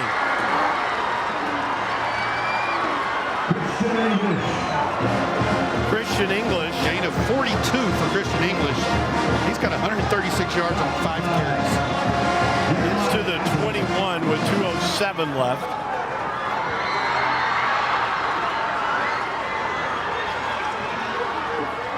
At the 21 of the Cougars. Cougar defense needs to stand in here. English on first down, takes the snap, drops back to pass, throws, has a man pass, incomplete at about the 9. Second down 10 following the incompletion. Apple has 2 interceptions to lead the Cougs this year. Ari Titus is in the ballgame now on the near side, that corner. He draws the big guy. He's got Gavin Johnson over here. Johnson goes about 6'3". Second down. Edwards is the guy they wanted to go to, though. Yeah. Edwards far left side. Into the boundary. Second down. They start a man in motion. That's Smith.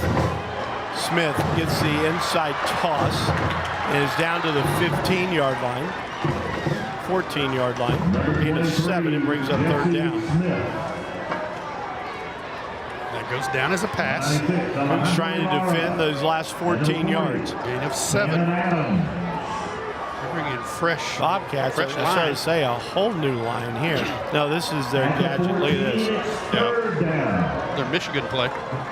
They line everybody up. They break out. Trips in the full house backfield. English inside the 10, dropped at the 9-yard line. It is first and goal. Minute 23 left. First and goal, Bobcats. Gain of 5 for English. English goes over to get the play. They're going to stay in this formation. Yeah, it's an 11-man stack with English calling the play. Minute 10 left. Remember, the Cougs only have 1 timeout. He walks down the line, calling the play. He's got a full house backfield, all of them to the right. English will take the snap, and he will take the carry. Now he wants to throw. Has a man, pass, caught, touchdown. How about that? 7-7. Mason Van Sickle from 7 yards out. Cougars sold out to stop the run. And left the receivers wide open. Evan Vaughn comes in now for the extra point to try and make it 31-27. This is a big extra point for the Bobcats. Snap is down, the kick is up, and the kick is good. 54 seconds left. And a new score. Bobcats lead the Cougs by a score 31-27. Rick, give me the drive. Yeah, Bobcats go 75 yards in 10 plays. They take 2 minutes and 47 seconds off the clock to take the lead, 31-27. So the Cougars have 1 timeout in just under a minute. 54 seconds and 1 timeout. In high school, every time you get a first down, the clock will stop. So you've got some extra time in there. I think you've got to have Austin Cummins. You got to have Xavier Alexander.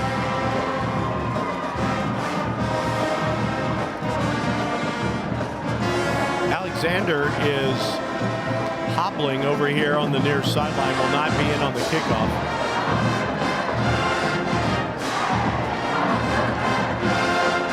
Putting his helmet on, though, I think he'll be ready to go as soon as the Cougs have the first play.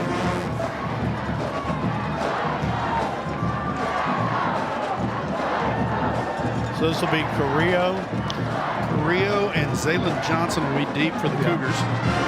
Johnson at the bottom of the screen here on AIC Live. Major De Los Santos is the next level on this side. I can't tell. Jeremiah Apple on the far side.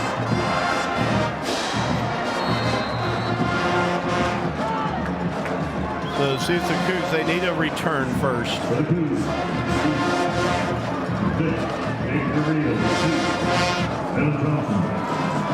Here's the kick. Carrillo's going to field it at the 15. 20, a spin move. He has an outside lane, 25 into the 28-yard line. So 48 seconds, 72 yards away for the Cougs. Out of bounds at the 28. 48 ticks on the clock.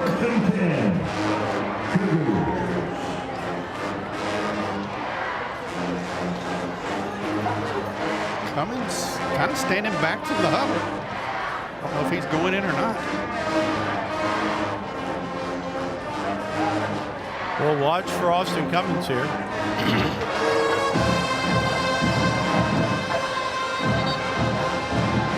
coming. Yeah, he's coming in. No, he's not. Not going in, Jaden. Carrillo will man this final 48 seconds. Caden Bender comes to the near side. You got to try and let Alexander do some work here. 48 seconds. Carrillo. Cougs trail 31-27. Carrillo takes the snap, drops back, looks, stands in the pocket, throws. That was picked off. Bobcats have the interception. They have the football, and they're going to win the ball game.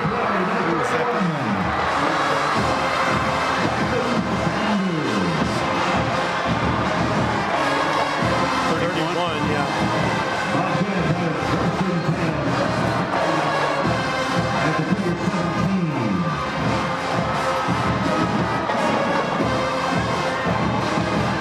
Tackled at the 17-yard line. 38 seconds.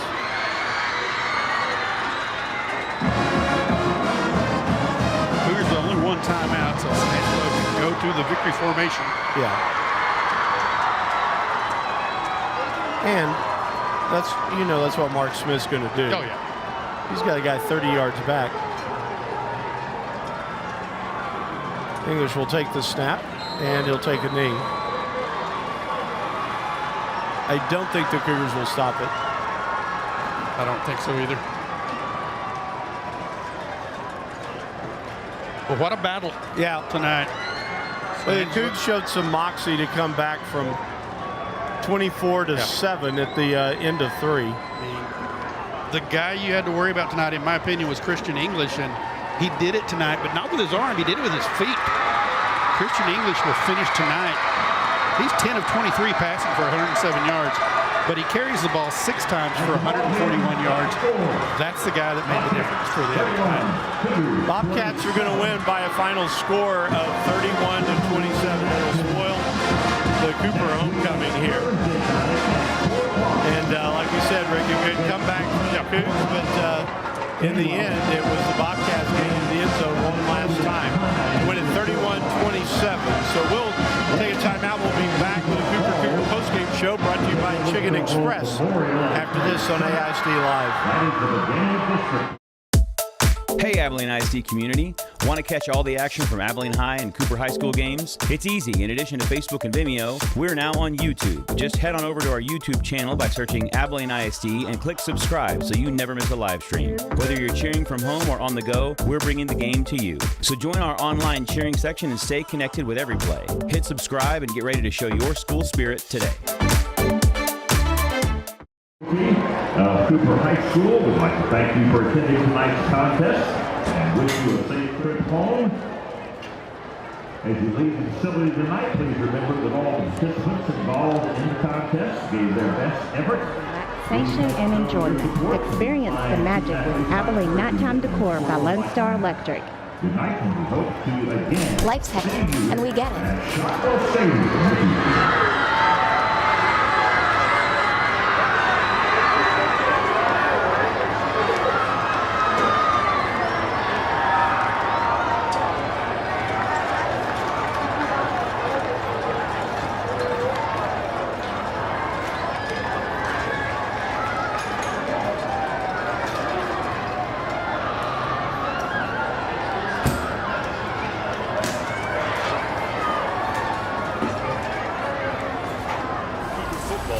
With Jimmy Pogue and Rick Casey.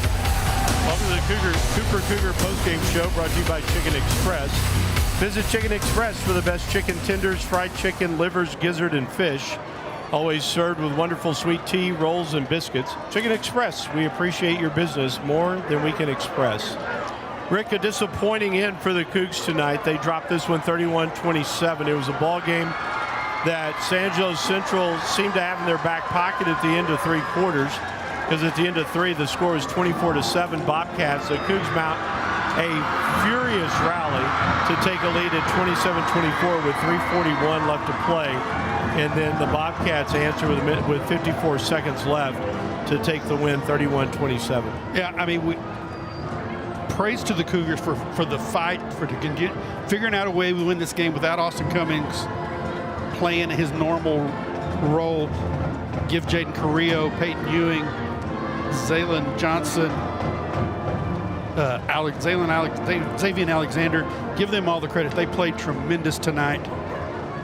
But they still played with the same thing. They let the runner get away out the back door too many times tonight, and Christian English is the one that carried San Angelo to this final victory.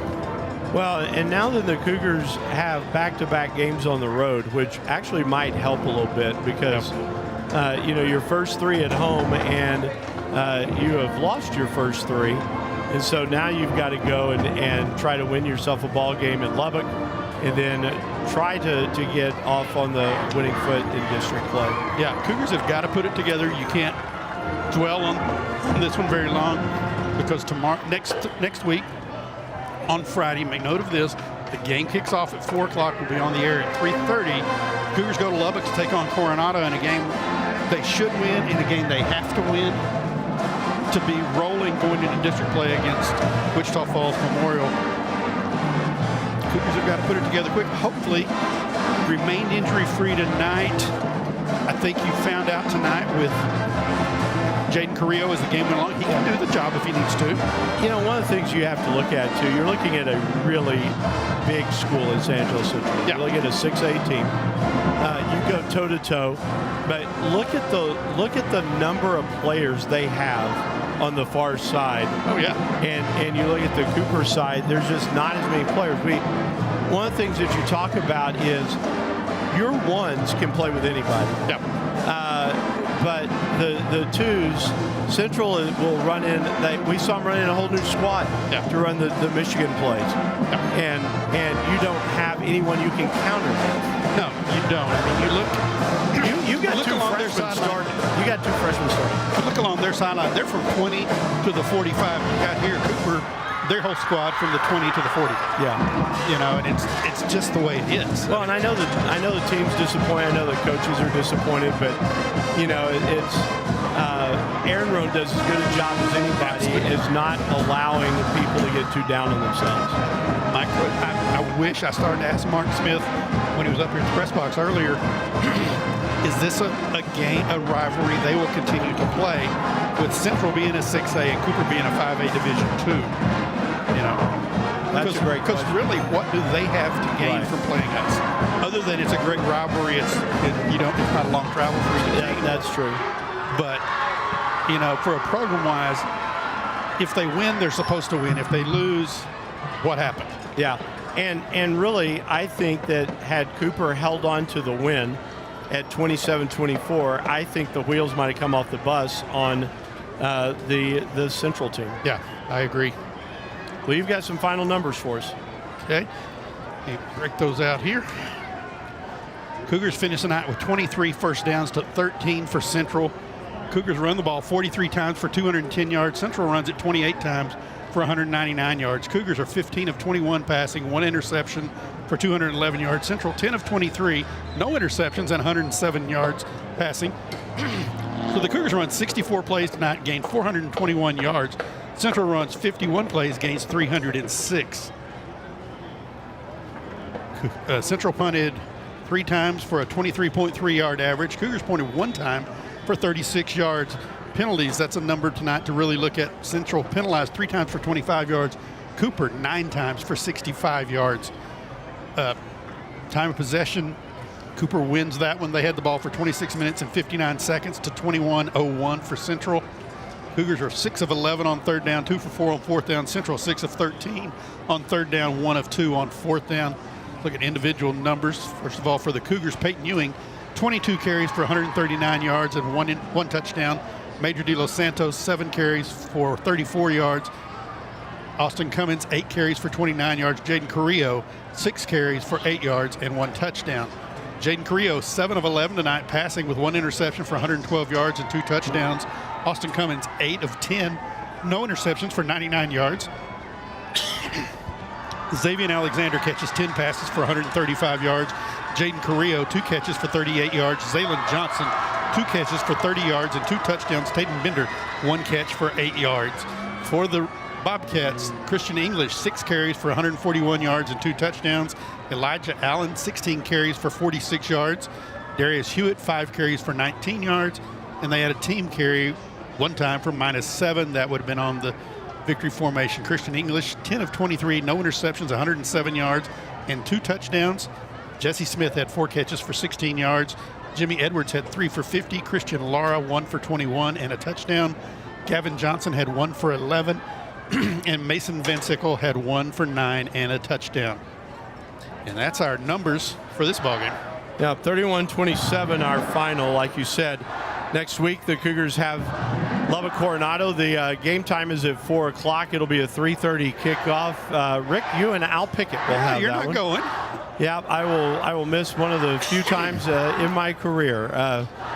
Going to do a wedding next weekend. 2 tremendous young people getting married too. Doe Calloway and Jalen Scott. Wish them all the best, and we're going to have a great wedding time next weekend. So join Al and me at 3:30 for our pregame show, as the Cougars will take on the Coronado Mustangs. Then we'll start the game at 4, have it won by 7. There you go. And celebrate a Cougar victory as they'll get ready for district play the following week. I want to thank you all for listening in tonight on AISD Live. Also want to say congratulations to Jada Titus, the 2024 homecoming queen. We also want to say congratulations to Anita Blanton, to Dr. Leslie Hutchins, and to Jack Knoll, our newest members of the Cooper Hall of Fame. It's been a good day. Homecoming, always fun. A lot of alums. It's good to see them, those that came back to play volleyball this afternoon. And then we want to remind everybody, in the morning, 9 o'clock, Cooper tennis courts. Cooper puts their 20-0 record to the court against Wichita Falls Memorial. Come out and watch that. So that's going to do it for us. For Rick Casey. One more thing. Oh, go ahead. One more thing. I want to say one thing from the Cougar Nation. Thank you to you for all that you do for homecoming. I'm going to go home and take a nap. You take a nap tonight, and then tomorrow night, drop it like it's hot. Something like that, yeah. Perfect. Shake your booty. So we will talk to you next week, everybody. For Rick Casey, I'm Jimmy Pogue. Thank you for listening here on AISD Live. So long, everybody.